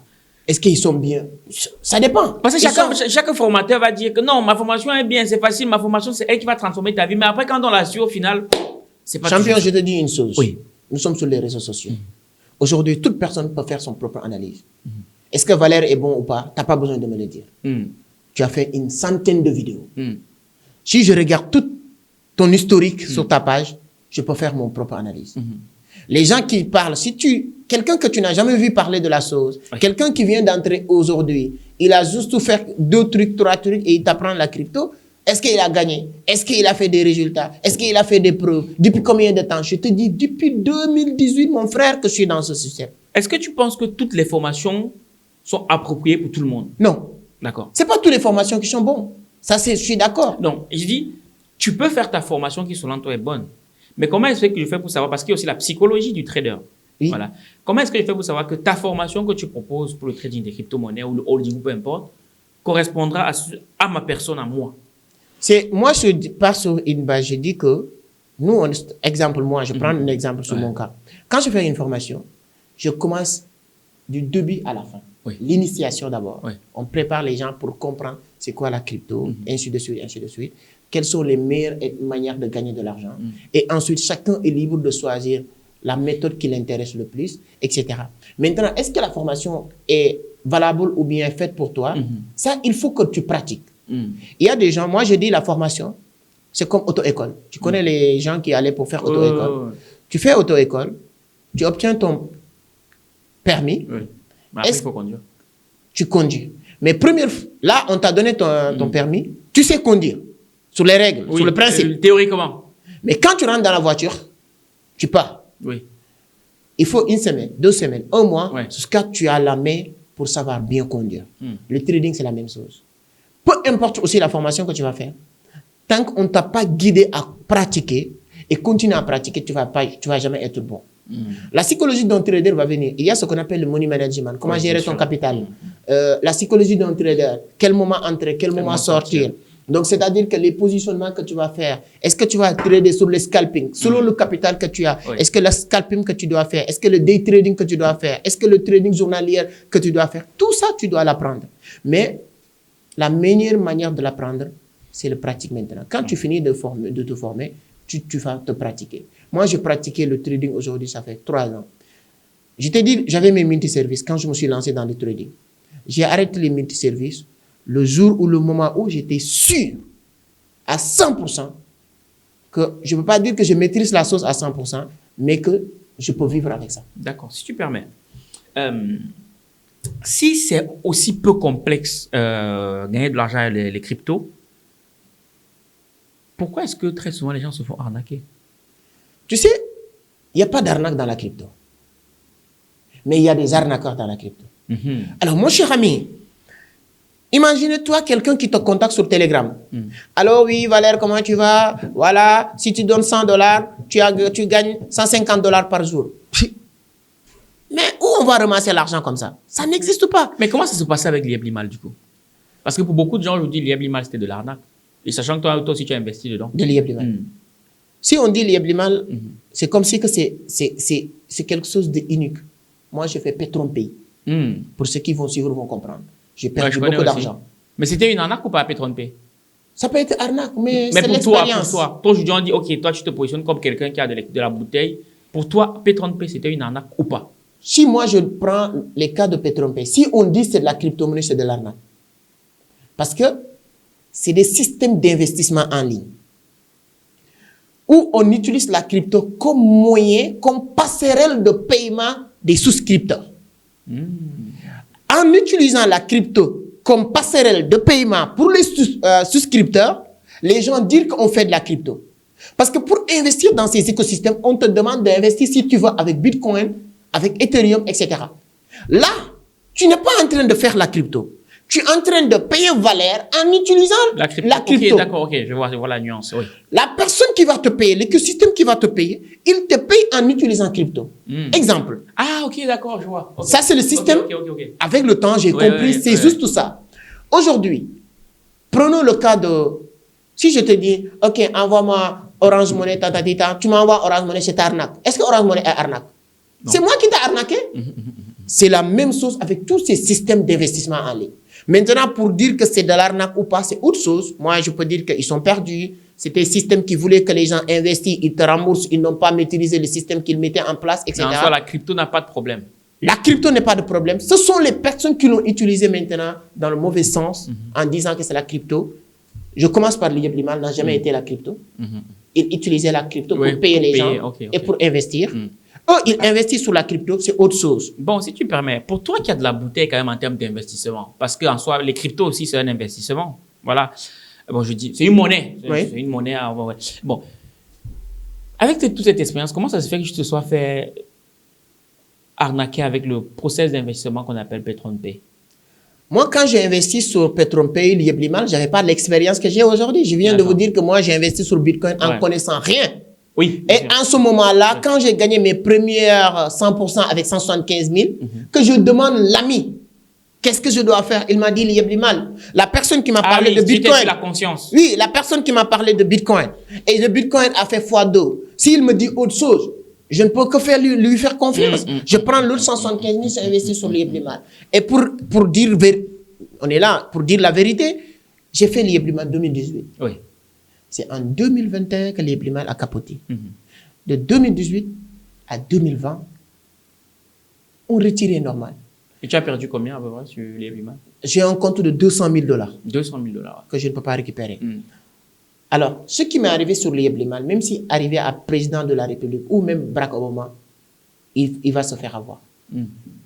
On vient nous dire Lieb Limal, c'est un écosystème qui marche très bien. Oui. C'est un système d'investissement. Mon cher ami, on investit. On ne paye chaque mois. On investit, on ne paye chaque semaine, chaque mois, pendant 1 an. Après 1 an, le système fait des grandes conférences sur tous les pays du monde. Il n'y a que des autorités de ces pays qui viennent parrainer ces événements. Mon frère, au-delà de ça, 1 an plus tard, on nous donne des cartes Visa parrainées par IBA. Oui. Oui, ça assoit la crédibilité et tout ce qui va avec, bien sûr. Non, et ça ne s'arrête pas là. Tu pars sur IBA, tu balances ta carte, et tu tapes ton code, tu encaisses de l'argent. Mais est-ce que moi, je ne peux plus intelligent que tout cet écosystème de IBA qui vont réfléchir tout, partout avant d'accepter ces arts de choses? Si IBA accepte ça, on me donne carte Visa. J'ai même cette carte-là, je peux vous montrer si tu veux, tu peux illustrer. Et c'est dans mon sac. Je retire, ça passe. Tout ça. Qu'est-ce que je peux dire encore que c'est quelque chose de bien? Je continue à faire. Je continue à le faire. Jusqu'à le jour où je n'arrive plus à retirer. La sens que j'ai maintenant, en 2021, moi, je ne rentre pas dans Lieb Limal parce que je rentre dans Lieb Limal. Je rentre dans Lieb Limal parce que j'ai rentré dans le Bitcoin. Il faut... Ce n'est pas Lieb Limal qui m'a amené sur la crypto, c'est la crypto qui m'a amené sur Lieb Limal. Ok, d'accord, ok. Je t'ai dit qu'on m'a parlé de Bitcoin, j'ai investi sur le Bitcoin, et quand j'ai gagné, je veux encore gagner plus toujours, comme j'ai fait sur les multiservices, je demande quoi faire, on m'a parlé de Lieb Limal. Quand je fais ça, je continue à faire ça, mais n'empêche que je continue à prendre la crypto-monnaie. Lorsque Lieb Limal marchait bien comme ça, en 2021, j'étais avec vraiment les gens, les acteurs de Lieb Limal. Je leur pose une question. Mais champion, comment vous faites pour payer les gens? Oui. Il y avait plus de, vous savez qu'il y avait plus de 300 000 membres de Lieb Limal au Canada. Enfin, ouais, c'était international, c'était mondial, ouais, bien sûr. Je dis, comment vous faites pour payer tout ça? Vous savez, la réponse était quoi? Une seule chose, la crypto. Si tu es quelqu'un qui réfléchit bien, qui aime l'argent comme moi, qui voit la mort, comme j'ai dit tout à l'heure, qui a envie de courir vite, mes champions, il faut que je fais encore 100% de la crypto. Je rentre à la maison, je dors plus, je fais que la crypto-monnaie, moi. Et à la fin de Lieb Limal, je me suis rendu compte, je suis arrivé à un niveau, j'étais plus bon que certains membres de Lieb Limal. Parce que je me suis rendu compte, à la fin de l'histoire de Lieb Limal, certains sont venus se former chez moi. Mais selon toi, Lieb Limal, arnaque ou fausse piste ou problème ou... Moi, quelque chose qui a marché, parce que tous les business qui sont capotés qui ont arnaqué les gens, si je l'appelais comme ça, ils n'ont pas duré plus de 6 mois. Mais tu viens, Madoff avec le Ponzi, ça a duré des années. Des années, oui. Ça n'a pas été le cas. Oui. Par contre, Lieb Limal a duré presque 4 ans. Seulement, parce que Madoff, c'était plus de 10 ans. 10 ans, oui, ça c'est vrai. Deuxième chose, ce que le fondateur de Lieb Limal nous a dit, si je vais me limiter sur ça, il dit que, arrivé à un moment donné, son business dérangeait l'écosystème financier. Et il nous a donné des preuves. Première preuve, les gens voulaient l'arrêter au niveau du Burkina Faso par le directeur général d'une banque. Je ne vais pas citer d'une banque. On a donné tout ça. Et ainsi de suite, les gens ils sont continués à lui créer des problèmes. C'est ce qu'il nous a dit. Maintenant, le reste appartient à l'histoire. Mais pourquoi j'ai pas vu. Pourquoi il n'a pas communiqué dessus? Parce que tu ne dis rien consent. Non, il a communiqué. Où? Sur ses réseaux. Parce que tu sais, il a fait une vidéo, c'est ça. Moi, j'ai pas vu de truc. J'ai rien vu. Attends. Tu sais que cet écosystème, la manière dont ces arts d'écosystème, c'est ça qu'on appelle le marketing des réseaux. Oui. La manière dont ces systèmes fonctionnent, c'est pas qu'il part à la télé ou à la radio pour parler. Et à la fin, il a fait même des sorties. Mais c'est des forums, des Zooms où il y a plus de 2000, 5000 personnes. Il communique, il essaie d'expliquer les gens, les raisons de son truc. Mais il n'y a pas eu une sortie. On a vu Aliko Dangote sortir quand il y a eu le problème de sa raffinerie. Ouais. On a vu par exemple Colin Lubisi qui a fait une sortie lorsqu'il y a eu le problème des investisseurs et tout. Mais pourquoi il n'a pas fait une sortie aussi pour expliquer aux gens? La seule phrase qu'on a en tête, c'est maintenant que le business commence. Voilà. Ça, c'est notre ami Philippe qui a voilà, commencé. Pourquoi il n'a pas fait une sortie par rapport à ça? Tu sais, moi, je dis souvent, je veux être un entrepreneur loyal. Quand je dis loyal, ça ne veut pas dire que cautionner tout. Si moi, je dis que je suis avec Valère, tu ne me donnes pas à manger, tu ne me donnes pas à boire. C'est juste ce business qui nous lie. Si le business ne marche plus, moi, je vais essayer d'être un entrepreneur qui passe à autre chose. Je vais essayer de faire des analyses à mon niveau et tirer mes conclusions et apprendre de cette histoire. Mais je vais jamais vouloir partir dénigrer ou dire du mal à la personne. Même s'il avait... Parce que moi, je suis spirituel. Quand je dis chez moi, on me dit que voilà, toi, tu crois rien. Aussi, moi, on me dit ça. Un musulman qui lit la Bible, un musulman qui lit le Coran, un musulman qui nous dit tout ça. Moi, on me dit ça chez moi. J'ai fait 14 ans dans les daras coraniques pour vous dire. Moi, je crois à une chose, à une loi divine. Tout ce que tu fais ici, tu le verras avant de partir. On est d'accord. Que ce soit du bien ou du mal. Si le mec avait l'intention de faire du bien à des gens, il le verra. Mais ça, c'est lui, mais les gens. Oui. Les gens qui ont perdu de l'argent, ou du moins qui ne peuvent pas. Parce qu'il faut comprendre que l'argent est bloqué sur la plateforme et ils ne peuvent plus retirer. Je t'ai dit que j'ai 200 000 $. C'est bloqué. Est-ce qu'il y a quelqu'un, selon toi, qui va avoir plus envie que ça se débloque que moi? Non, c'est sûr. C'est sûr que tu as beaucoup d'argent. Je t'envoie, parce que les gens peuvent dire que c'est des paroles. Je vais t'envoyer des captures d'écran de ça. Plus de 200 000 minimum qui dorment. Maintenant, les gens qui ont perdu de l'argent, s'il y a une seule chose que je peux leur dire, c'est pas la fin du monde. On perd toujours quand on est dans le business. Ça, c'est sûr. Mais pour quelqu'un qui veut se lancer dans les cryptos, déjà, l'émission peut durer même 2 heures, mais c'est juste plus que j'étais. Déjà, on parle des cryptos depuis, mais beaucoup de gens ne comprennent même pas ce que c'est. En 2 minutes, est-ce que tu peux nous résumer l'esprit dans lequel ça a été créé par une ou plusieurs personnes? Parce qu'il y a des questions par rapport à ça. Les cryptos, c'est quoi déjà? Les gens ne comprennent même pas ce que c'est. Toi, tu dois avoir plus même d'expérience. J'adore ton livre. Un pied à l'école, un pied dans les affaires. Vous avez expliqué l'historique de la monnaie. Je ne vais pas revenir dans ça. Donc, tu connais. C'est-à-dire qu'on est passé de l'or, de troc, de l'or, de machin, jusqu'à les billets de banque. Mais c'est cette quête d'innovation ou d'amélioration d'un système qui continue jusqu'à aujourd'hui. Vers 1980, parce que les gens qui, je l'ai dit hier, c'était la première fois même que je le dis, parce que les gens, tu leur donnes ce qu'ils veulent entendre souvent. Oui, bien sûr. Mais, les années vers 1980, il y avait un groupe de personnes qu'on appelait les cypherpunks, qui disaient qu'on en a marre de cet écosystème financier. Il faut que vaille, on trouve une solution. Sur ce groupe de personnes, il y a certains qui sont plus démarqués. C'est quelqu'un qui s'appelle Adam Bank, Alfini, Nick Szabo, Widai, etc. Ce sont des personnes qui sont retrouvées dans un groupe. Si c'était aujourd'hui, on peut parler comme Telegram, mais on proteste l'anonymat de ces personnes. Leur objectif, chacun, c'est de trouver... Eux tous, c'était des cryptographes. On parlait de cryptographes à l'époque. On parlait de programmeurs, informaticiens, etc. Chacun cherche à créer quelque chose qui va révolutionner ou changer le système monétaire parce qu'ils n'étaient pas d'accord de la manière dont le système monétaire fonctionne. Nick Szabo a créé ce qu'on appelle BitGold vers 1998, 89, quelque chose comme ça. Nick Szabo. BitGold, c'était le même système de fonctionnement de Bitcoin. Il utilisait le même langage de programmation aujourd'hui. Widai a créé Zizi Cash. Donc, chacun, en tout cas, de ces personnages a créé, à son temps, quelque chose qu'on voulait utiliser comme Bitcoin. Mais ça n'a pas abouti. Parce qu'en ce moment-là, le message ne passait pas bien. Si tu viens dire les gens, le système financier n'est pas bon, etc., les gens ne t'écoutent pas. Parce que c'est quelque chose qui date depuis des siècles. Oui, les gens, En 2008, on a créé le Bitcoin. Quand on a créé le Bitcoin, c'est venu au bon moment. Pourquoi Bitcoin a marché? C'est le subprime qui est parti en faillite. Les gens ont perdu des milliards. Madoff, que tu as parlé, est parti avec des milliards de gens. Jérôme Calvière, le plus grand trader de Société Générale à l'époque, 4,9 milliards de dollars à Banque Générale. Donc, les gens ont peur maintenant. Tu sais, la peur. Tout le monde a peur maintenant des banques où on voit qu'est-ce qui se passe. C'est le moment où Bitcoin est arrivé. Donc, Bitcoin est venu. Les gens commencent maintenant à dire que, comme on a peur de ça, on nous parle de ça depuis très fort longtemps, on va essayer de l'adopter comme solution. Et les gens l'ont adopté. Et Bitcoin, c'est une monnaie numérique. Moi, pour définir simple, c'est une devise, comme l'euro, le dollar, le yen, le pound. Sauf que cette devise, tu ne peux pas le transmettre physiquement. C'est toujours numérique. Un numérique. Tu peux échanger, tu peux acheter. L'historique ou l'importance de l'argent, comme tu l'as dit dans ton livre, j'aime bien le livre, ce n'est pas de le stocker.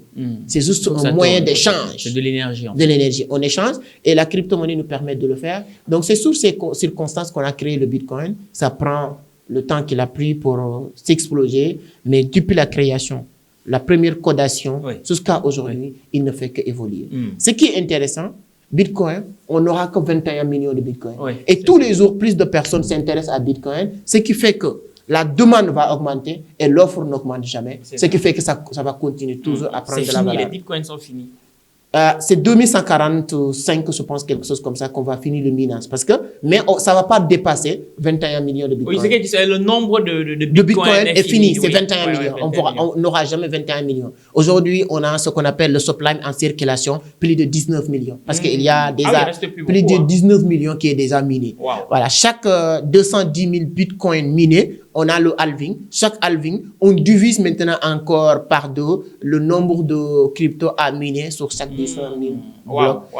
Donc, c'est quelque chose qui va, qui continue, qui reste et qui va continuer à rester. Il y aura beaucoup d'améliorations qui vont se faire avec le temps, beaucoup d'adaptations en masse. Aujourd'hui, les États-Unis, peut-être, ils vont prendre une partie de leur réserve de l'or et de le déposer en Bitcoin, comme Salvador, parce que c'est les dits de Donald Trump et Elon Musk. On parle aujourd'hui de Christine Lagarde qui est en train d'envisager de créer avec Euro, bien sûr, Euro numérique. On parle aujourd'hui de BlackRock, qui est l'une des plus grandes sociétés d'actifs au monde. C'est le plus grand fonds d'investissement au mondial. Aujourd'hui, une grande partie de leur investissement ou de leur fonds est déposée sur Bitcoin. Donc, qui nous sommes pour ne pas investir sur ça? Oui, ça peut capoter. Je dis une chose, ça peut capoter demain. Ça peut ne pas marcher demain. Mais qui es-tu pour dire que je ne vais pas le faire et tous ces gens-là en train de le faire? J'y viens justement. Parce qu'on dit aussi que celui qui suit la foule ne va pas plus loin que la foule. On le dit aussi. Ce n'est pas moi qui le dis. Oui, c'est vrai. C'est connu. Alors, moi, j'écoute beaucoup un entrepreneur. Lui, c'est un entrepreneur, comme je me dis, traditionnel. C'est vrai qu'il est aussi dans l'IA, mais lui, c'est quelqu'un qui a gagné de l'argent en vendant des sandwichs. Il s'appelle Ben Othman. Je t'invite vraiment à l'écouter. Et tu parlais tout à l'heure de Donald Trump, qui a fait une sortie récemment. Il a communiqué sur le fait que le Bitcoin s'est monté, s'est descendu. Et compte tenu du fait qu'il a atteint la magistrature suprême aux États-Unis, une fois réélu président des États-Unis, du coup, c'est un mandat qui va durer 4 ans. Et puisqu'il s'est engagé publiquement à dire que les cryptos, le Bitcoin va continuer, bon, il s'engage dans le fait d'investir dedans, ça veut dire qu'au moins pendant 4 ans, il a engagé dans ce truc, dont le Bitcoin, c'est quelque chose qui va continuer à monter. Sauf que Ben Othman, qui quand même a la légitimité à aborder ce genre de sujet, lui, il se dit, parce qu'aujourd'hui, on ne sait même pas qui est vraiment Satoshi Nakamoto. On ne sait pas. Lui, il a une théorie, et tu me diras ce que tu en penses. Pour lui, quelque part, puisque les Américains communiquent beaucoup dessus, quelque part, c'est un groupe d'Américains qui a conçu ça, et puis ils ont mis Satoshi Nakamoto. Pourquoi on pense que ça vient de l'Asie, ou peu importe. Lui, sa théorie, c'est la suivante. C'est que si Donald Trump commence à communiquer comme ça, on parlait de l'information blanche. Quand ça arrive à la télé, c'est que c'est fini. C'est qu'il y a autre chose. Il y a des jeux cachés. C'est pas forcément. Non, peut-être que quelque part, c'est pour amener la masse vers l'investissement et après peut-être se retirer. Un peu comme il l'avait fait à une époque, comment il s'appelle? Elon Musk. Musk, il a fait sur un truc. Bitcoin, oui. Bitcoin, et après il est sorti. Mais qui ne dit pas que nous ne sommes pas aussi dans une situation comme celle-là, où on est en train d'amener la masse vers la brousse? Parce qu'au fond, qu'est-ce qui gagnerait Donald Trump à communiquer autant dessus? Deux choses. La première chose que Donald Trump a gagné, c'est que pour être honnête, il avait besoin le soutien des bitcoins maximalistes. Aux États-Unis, il y a ce qu'on appelle les bitcoins maximalistes qui ont de l'argent. Oui. Et tu penses vraiment qu'ils sont animés par le fait de nous faire gagner de l'argent à la population? Non. Vous avez dit, les Américains ils ont peur que le dollar perde sa valeur et sa place mondiale. Tout à fait. Il faut toujours une alternative. Oui, bien sûr. Je ne suis pas contre le fait que tu dis il y a un groupe d'Américains qui sont derrière le bitcoin. Je ne suis pas contre, mais on ne sait pas. Par contre, moi, j'ai une théorie très simple.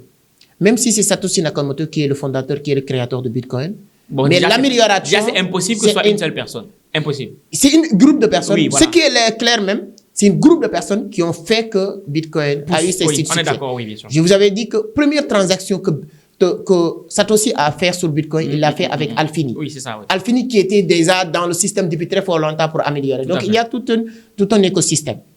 Maintenant, est-ce que Donald Trump va amener tout le monde pour qu'on puisse se retirer? Oui, c'est le game de l'économie déjà. Oui.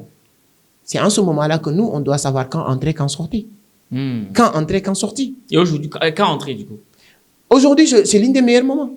C'est toujours le meilleur moment, j'ai l'impression. Non, c'est pas toujours le meilleur moment. Parce qu'aujourd'hui, on dit qu'il y a toujours des bull market et des bull run sur le marché. C'est-à-dire en français facile. Le bull market, c'est toujours, il y a une période de baisse. OK. Il y a une période de hausse. OK. Je peux vous dire qu'on est en podcast direct. Les mois à venir et les années à venir, c'est les années de hausse. Ouais, c'est ce que j'ai entendu aussi.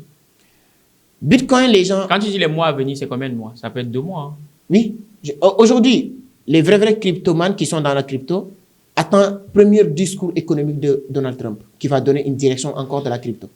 Mais est-ce que ce n'est pas dangereux, justement, d'investir en fonction du discours d'une personne? Non, mais c'est l'économie qui fonctionne comme ça. Okay. Ça, c'est pas uniquement... On parle de la crypto. Mais même les traders de Wall Street qui sont en bourse depuis des siècles, les informations aussi orientent la direction du marché. Oui, bien sûr. Si aujourd'hui, Christine Lagarde, qui est la patronne de Banque Centrale Européenne, dit quelque chose de négatif sur l'euro, l'euro va baisser par rapport à dollar. Oui. Donc, il y a toujours plusieurs choses, plusieurs aspects qui font que le marché, l'économie fonctionne. Il y a ce qu'on appelle les indicateurs. Il y a ce qu'on appelle la demande et l'offre et la demande. Il y a des périodes, l'or va monter. Il y a des périodes, pétrole va baisser. Il y a des périodes, blé va monter. Parce que si on parle de ça comme ça, c'est comme si c'est quelque chose qui est tombé du ciel. Non. Mais la bourse fonctionne comme ça depuis des trains. Moi, j'ai investi sur les actions. J'aime bien tout ce qui est actions électroniques. J'investis souvent, je connais des amis qui sont très actifs, même dans mon bureau, sur les matières premières, qui peuvent te parler quand blé va monter, quand blé va chuter, quand maintenant Ukraine ou Russie, ils sont en production ou en baisse production, tout ça, parce que c'est son job. Mais si tu dis ça, ça veut dire que j'entends souvent parler sur Telegram, il y a des groupes dans lesquels les gens donnent des informations, oui, suivez juste mes informations, mes trades, et puis voilà, je pense que j'ai entendu parler. Oui. Du coup, ça veut dire que moi, j'ai pas besoin d'apprendre tout ça, je rentre dans un groupe et je suis ces trades. Attention. Si vous entrez dans un groupe où c'est uniquement pour l'information, c'est pas mal. Ce qui va être dommage, tu pars sur des informations où on parle de copy trading. Il y a ce qu'on appelle le copy trading. Copy trading, c'est quoi? Ça, c'est pour prendre position. Toi, tu te dis que non, Amadou Seck va prendre position, il fait des belles analyses. Je prends ces analyses pour prendre position. C'est ça. Il y a deux dangers. Premier danger, c'est il y a certaines personnes qui font ça, qui connaissent rien de la chose. Il y a des gens qui prennent les signaux d'autres personnes même pour le partager. Ça, c'est le premier danger. Deuxième danger, c'est quoi? Quand on parle de copy trading, moi, je peux prendre tout de suite position. Je fais une belle analyse technique. Je sais que Bitcoin ou euro ou dollar va monter. Je prends une position. Je peux sortir gagnant et toi, tu prends mes mêmes positions et sortir perdant. Parce qu'on n'a pas le même capital. Quand on n'a pas le même capital, on ne peut pas partir sur les mêmes analyses. Parce que moi, je peux dire que si moi, aujourd'hui, je vois que Bitcoin va monter tout de suite, exemple, et je prends une position avec $100,000, ou bien avec un budget de $1,000, avec effet de levier x4. Parce que quand je prends effet de levier x4 avec $1,000, on me voit sur le marché comme quelqu'un qui a $4,000 ou $5,000. Qu'est-ce qui va se passer? Je peux faire du scalping. Le marché va monter, je fais 1% ou 2%, automatiquement, ces $100 ou $200 se sort. Oui. Toi, tu as un capital de $100. Ah oui, oui, tu oui, prends c'est trop position faible. sur les mêmes indicateurs que moi, tu sors perdant. Et tu dis les indicateurs n'est pas bon. Souvent, les indicateurs peuvent être bons, mais vous n'avez pas les mêmes capitales. Vous ne pouvez pas avoir les mêmes effets de levier. Vous ne pouvez pas avoir les mêmes stop loss. Vous ne pouvez pas avoir les mêmes take profit. Les take profit, c'est là où tu vas sortir. Oui, les stop loss, c'est là où tu vas couper votre position pour ne pas perdre plus. Et les effets de levier, c'est multiplicateur de ton capital. Si on n'a pas le même capital, on ne peut pas avoir les mêmes indicateurs. Moi, dans mon entreprise, j'interdis les gens de vendre les signaux. J'interdis mes gens de vendre les copy trading. On ne le fait pas. Au début, on le faisait, mais tout ce que je dis, moi, sur Internet, c'est l'expérience. Parce qu'avec mon expérience, j'ai compris que ça ne fonctionne pas. Je prends une position, je gagne. Je te donne mes mêmes indicateurs. Tu prends une position, tu ne gagnes pas. Quand je fais les vérifications, je me dis oui, le moment où je sors, tu ne pourrais pas sortir. Parce que si tu sortais à ce moment-là, tu ne gagnes pas. Parce que ton capital ne te permet pas. Donc, il y a beaucoup d'éléments à prendre en compte. Je n'ai rien contre, mais il y a plus de faux que vrai sur les trucs de Telegram. Forcément. Il ne faut pas que ça tire trop. De manière brève, 3 cryptos dans lesquels il faudrait investir tout de suite, ça serait lesquels? Tout de suite. Oui. Premièrement, Solana. Investir sur Solana. Oui. Investir sur Ethereum. Oui. Investir sur Bitcoin. Ces 3 cryptos, si ta communauté investit, ils ne vont pas perdre. Genre, je peux le garantir à 90%. Ils vont aussi faire des profits. Et ça peut être énorme. Je donne 2 cryptos sur lesquels tu peux perdre, mais tu peux exploser. Oui. Premièrement, Mana. Parce que sur la crypto, il y a ce qu'on appelle les cryptos, les mêmes coins, les altcoins, les shitcoins. Donc là, je te dis, sur les petits cryptos, Mana. C'est une crypto que j'adore, très avancée sur le système de métaverse. Avec le métaverse aujourd'hui, Mana fait premier crypto que j'adore moi. XRP. Donc, achetez Mana ou XRP, ça c'est les 2 petits cryptos que j'ai donnés. C'est les 2 petits cryptos. Et les cryptos maintenant sur lesquels tu as 10 000 balles, 100 000 balles que tu ne veux pas perdre, mais multiplier par 1 ou 2, choisis Solana. Quelqu'un qui investit sur Solana aujourd'hui, je sais que dans quelques mois, il peut revenir faire commentaire pour me remercier. D'accord. Solana, Ethereum, Bitcoin. OK. Au-delà de tout ça, il y a beaucoup de... Parce qu'il y a une dernière question sur les cryptos, là elle m'échappe, mais elle va me revenir. Tu nous as parlé de 3 cryptos dans lesquels il faudrait investir tout de suite. Long terme ou court terme? Tu privilégies quoi? Si c'est sur les Bitcoin, Ethereum, ça dépend de la personne. Si tu fais un peu de profit, tu peux sortir si tu veux, mais tu peux laisser. Moi, je peux mon portefeuille de Bitcoin, Ethereum, Solana, toute l'année 2025, je ne compte pas le toucher. Les shitcoins maintenant, quand tu fais beaucoup de profit, tu sors. Parce que ça, c'est là-bas qu'on parle du pump and dump. Pump and dump sur le marché, c'est quoi? À chaque fois qu'une crypto quitte ici, fait une flèche comme ça, attends-toi qu'il fait une flèche comme ça. Ok, d'accord. Donc, quand tu fais une flèche, tu sors. Ouais. Et ça, on appelle support-résistance. Quand une crypto-monnaie tape sa résistance, sort, tu attends la suite. La suite, c'est quoi? On appelle une bougie de confirmation. Bougie de confirmation, si on casse cette résistance, on crée une bougie de confirmation, on continue. Si on fait un retournement, on crée une bougie de confirmation, on va aussi baisser, venir taper notre résistance. Donc, c'est tous ces éléments à prendre en compte. Mais il y a des petits cryptos. Moi, le Ethereum, le Solana, le Bitcoin, ça va continuer à exploser. Eh, justement, super. On va pas sortir des cryptos. Mais on s'est rendu compte que comme beaucoup de gens aussi sur les réseaux, tu fais beaucoup de vidéos lifestyle. Belle voiture, belle maison, beau voyage et tout. Pourquoi? Oui, tu sais, c'est de temps en temps même, mais c'est pour dire les gens, c'est possible. Moi, mon frère, je l'ai dit au début, là où je suis passé, c'est ce qu'il y a beaucoup de personnes qui sont dans ce niveau aujourd'hui. C'est juste pour leur dire que c'est possible. Quand je fais mes vidéos et dire tout le temps, répéter, je n'ai pas allé à l'école. Moi, ça ne me fait pas grand-chose. Ça ne me fait rien, moi. Moi, je sais que ne pas aller à l'école n'est pas un synonyme d'être bête. Donc, voilà. Mais je le dis pour dire à quelqu'un qui a peut-être son bac, qui a son BFM, ou bien quelqu'un qui n'a pas tout ça en pensant qu'il ne peut pas réussir. C'est pour dire à cette personne, champion, tu as ta place dans la société. Ouais.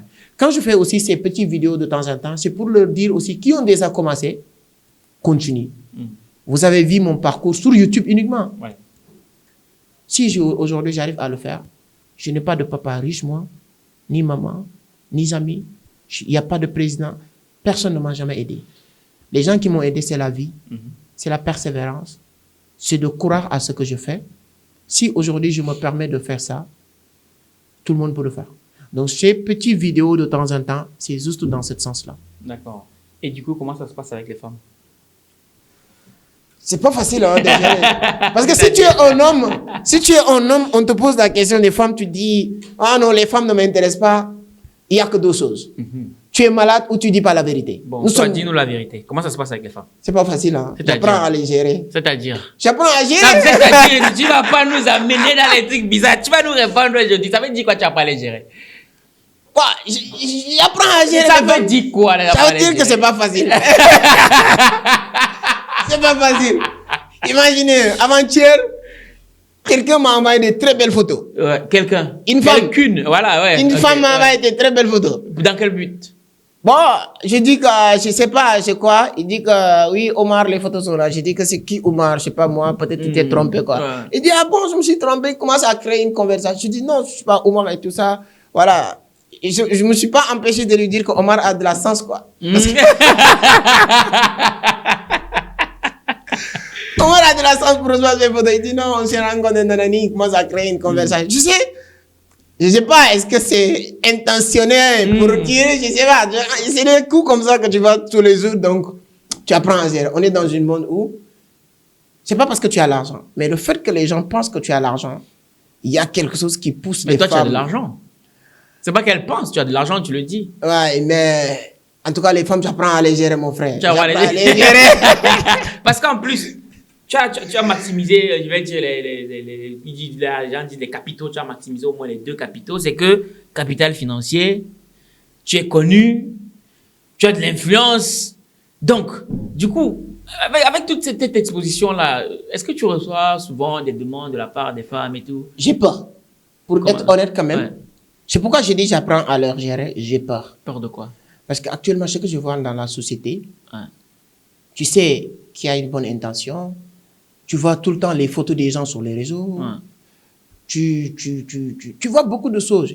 Et aujourd'hui, tu vois des femmes qui créent des problèmes à des hommes. Récemment, souvent, j'ai entendu un scandale au Sénégal. Un gars qui était milliardaire, sa femme lui a créé un problème jusqu'à il s'est fait arrêter en France. Tu peux plus savoir qui t'aime et qui t'aime pas. Tu sais, ça aussi, l'argent a beaucoup d'avantages, mais il a ses problèmes. Bien vrai que c'est serré, les L'argent problèmes. plus la popularité. Oui, mais quoi qu'on puisse dire, pour ne pas... Moi, je ne vais jamais parler du bien de la pauvreté. Donc, je préfère les problèmes de l'argent avec l'argent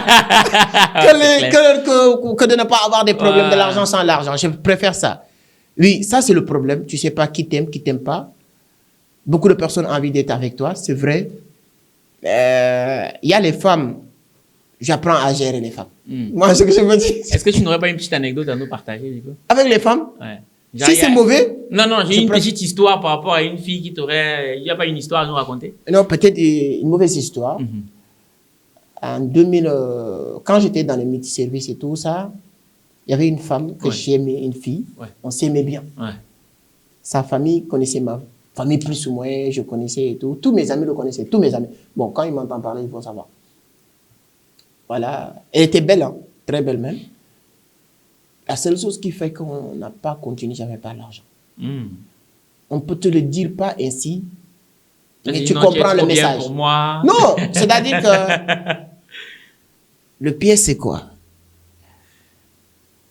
Un jour, sa mère m'a appelé pour me dire, il faut que vous vous mariez parce que ça fait trop longtemps, vous êtes ensemble, les va-et-vient. Là, en tout cas, on veut savoir si tu es prêt, on fait le mariage. J'étais parti avec un ami pour avoir témoigné.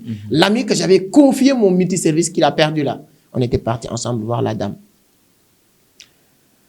J'ai toujours, comme je t'ai dit la fois passée, les gens me disent que c'est comment tu as fait, tu n'es pas allé à l'école, tu fais ceci ou cela.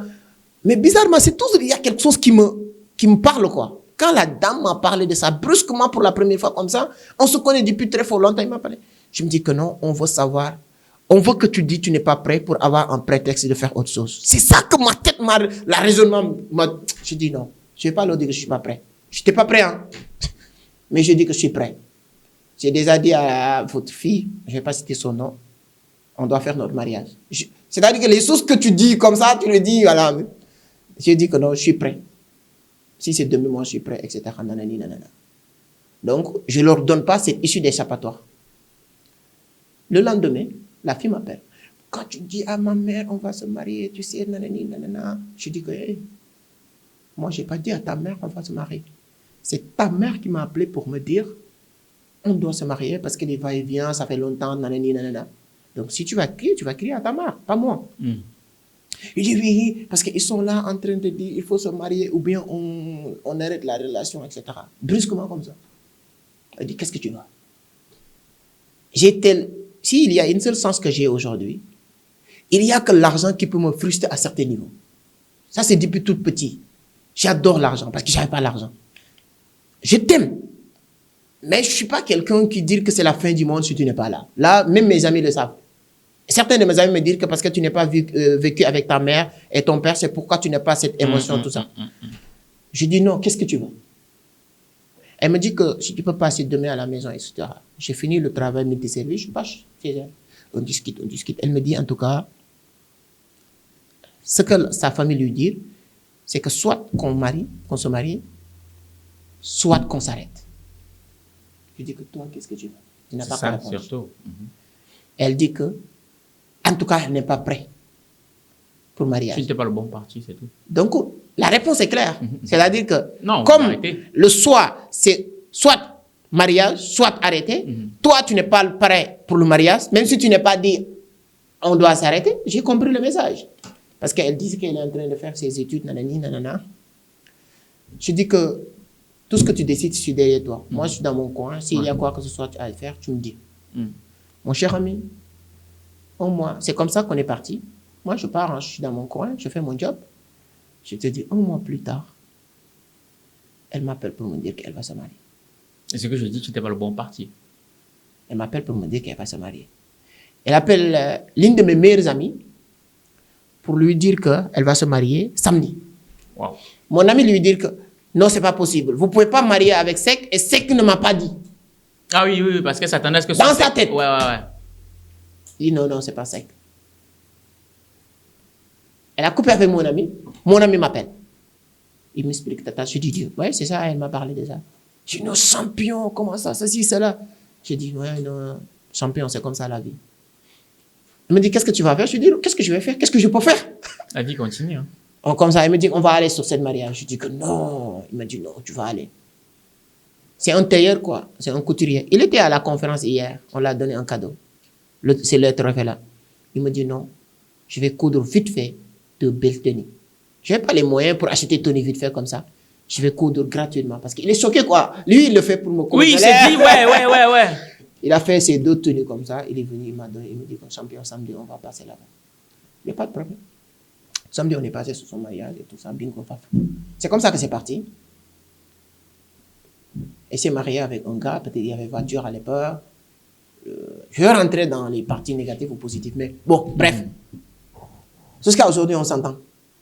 Quoi? Tu parles avec ton ex? Ah, c'est qu'il faut nous arrêter vos histoires là. Comment ça, tu parles avec ton ex? Vous êtes quoi? Vous êtes amis? Non, on n'est pas. Vous êtes quoi alors? Quand quelqu'un te fait ça, ouais. Et aller jusqu'à un moment, t'appelles pour des besoins, des trucs comme ça, ouais. Ça veut dire que la personne n'a pas trouvé mieux que ce qu'il a laissé. Et donc? Je n'en fais rien. Moi, j'oublie l'histoire. Et son mari, c'est qu'elle parle avec toi? Je sais pas. Non, je te rassure tout de suite. Ouais.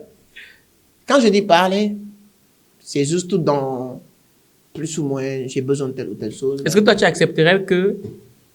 D'abord, aujourd'hui, c'est quoi ton statut? Marié, célibataire, en couple, marié. Ouais. Tu accepterais que ta femme parle à son ex? Ça me plairait pas. Ouais, peut-être non. Ouais. Ok, bon. Bon, en tout cas, mais c'est des situations un peu délicates quand même, Sek. Ouais, c'est ça. Donc ça, c'est... Pourquoi je vous parle de ça? Pour dire à tous les jeunes, chercher l'argent. Non, c'est vrai, il faut chercher l'argent. Ça fait pas tout, mais ça même fait beaucoup. L'amour là, on l'achète quoi aujourd'hui? Tu penses? Oui, 90%. L'amour? Fanta Condé, tu connais très bien. Elle m'a dit de ça. En tant que femme. Ouais. L'amour d'aujourd'hui, on l'achète. Et peut-être c'est qu'elle pense, mais est-ce que c'est le cas? Tu sais, tout est à vendre. Non. Moi, je pense pas. Quelqu'un m'a fait un exemple qui m'a fait comment il s'appelle, une expérience très intéressante. Ouais. Il dit tout est à vendre. Ouais. Les gens disent tout n'est pas à vendre. Votre montre là, c'est pas à vendre. Hein? Votre montre là, c'est pas à vendre. Oui.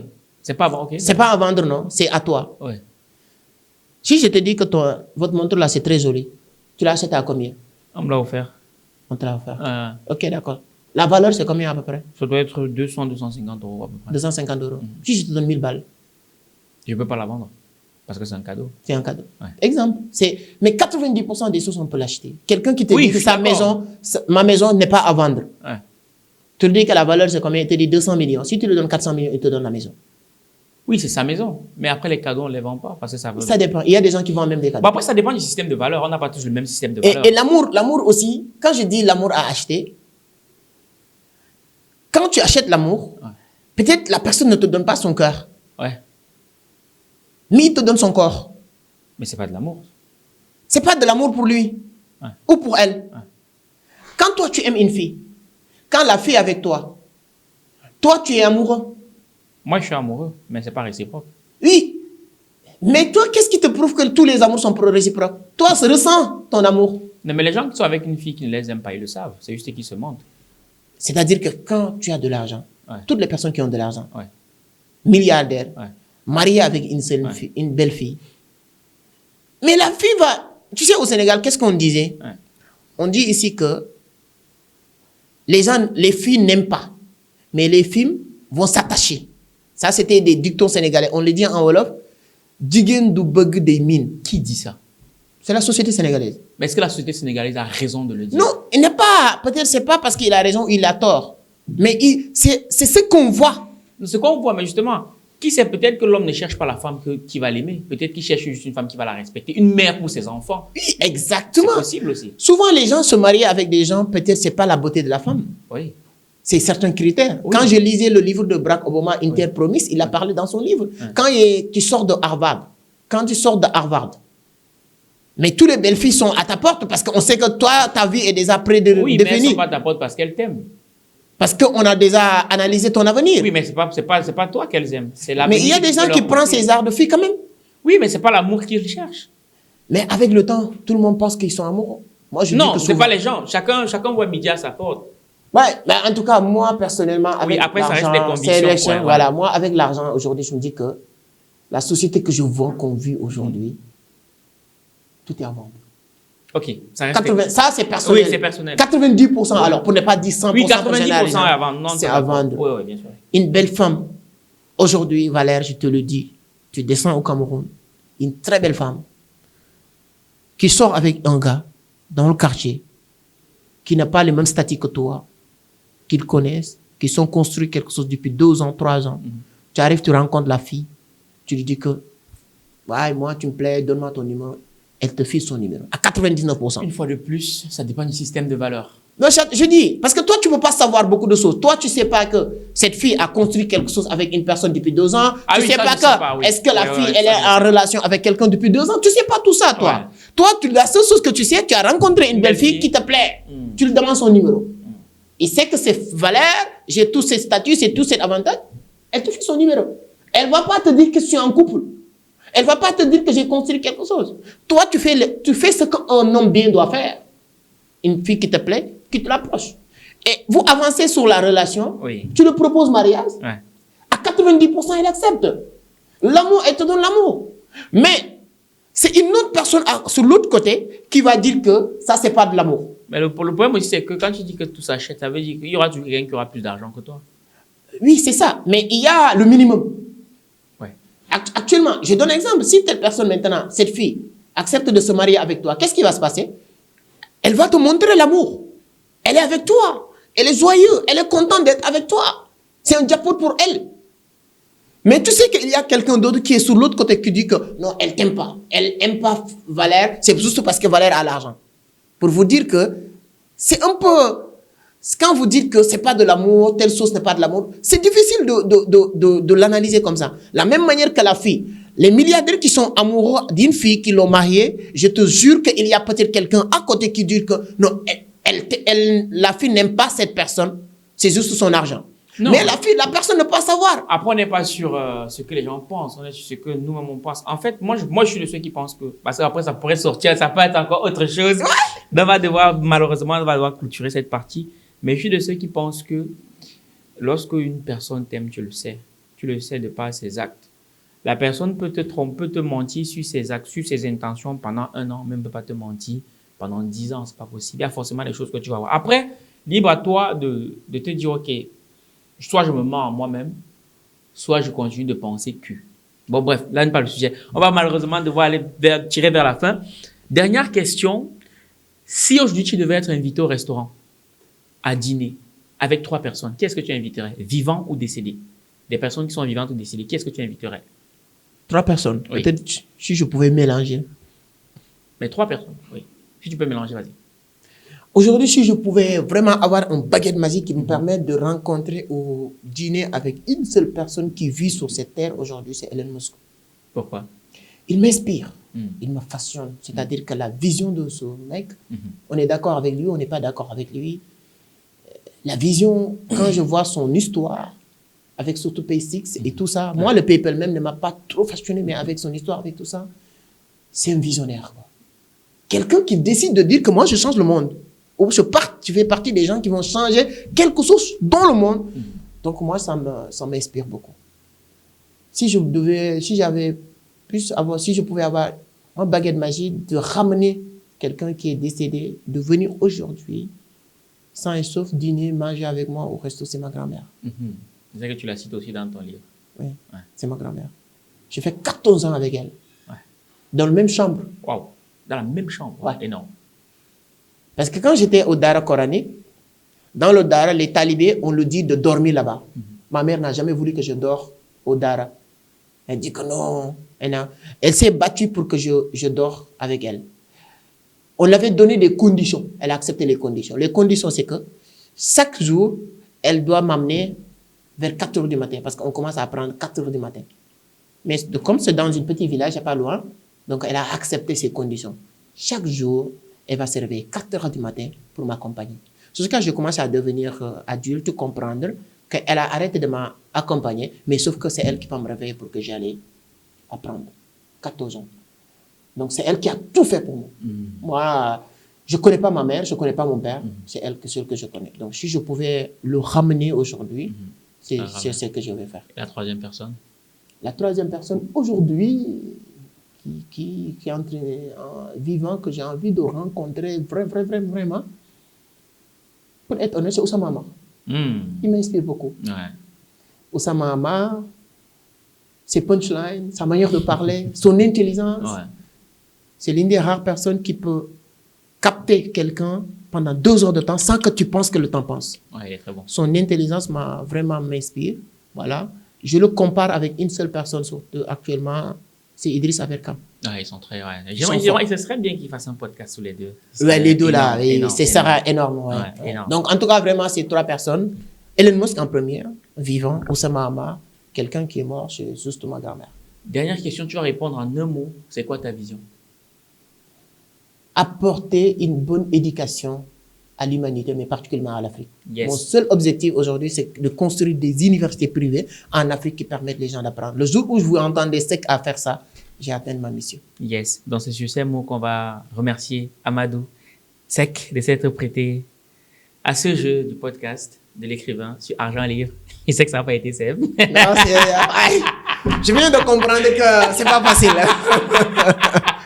Je viens de comprendre que c'est pas facile. Donc, le livre d'Amadou, La Vision, on vous le met dans le premier commentaire de la vidéo où on va mettre un numéro à contacter si jamais vous êtes entrer en possession de ce livre. Dans la première partie, il parle vraiment de son histoire afin que tu puisses comprendre qu'il ne sort pas de nulle part.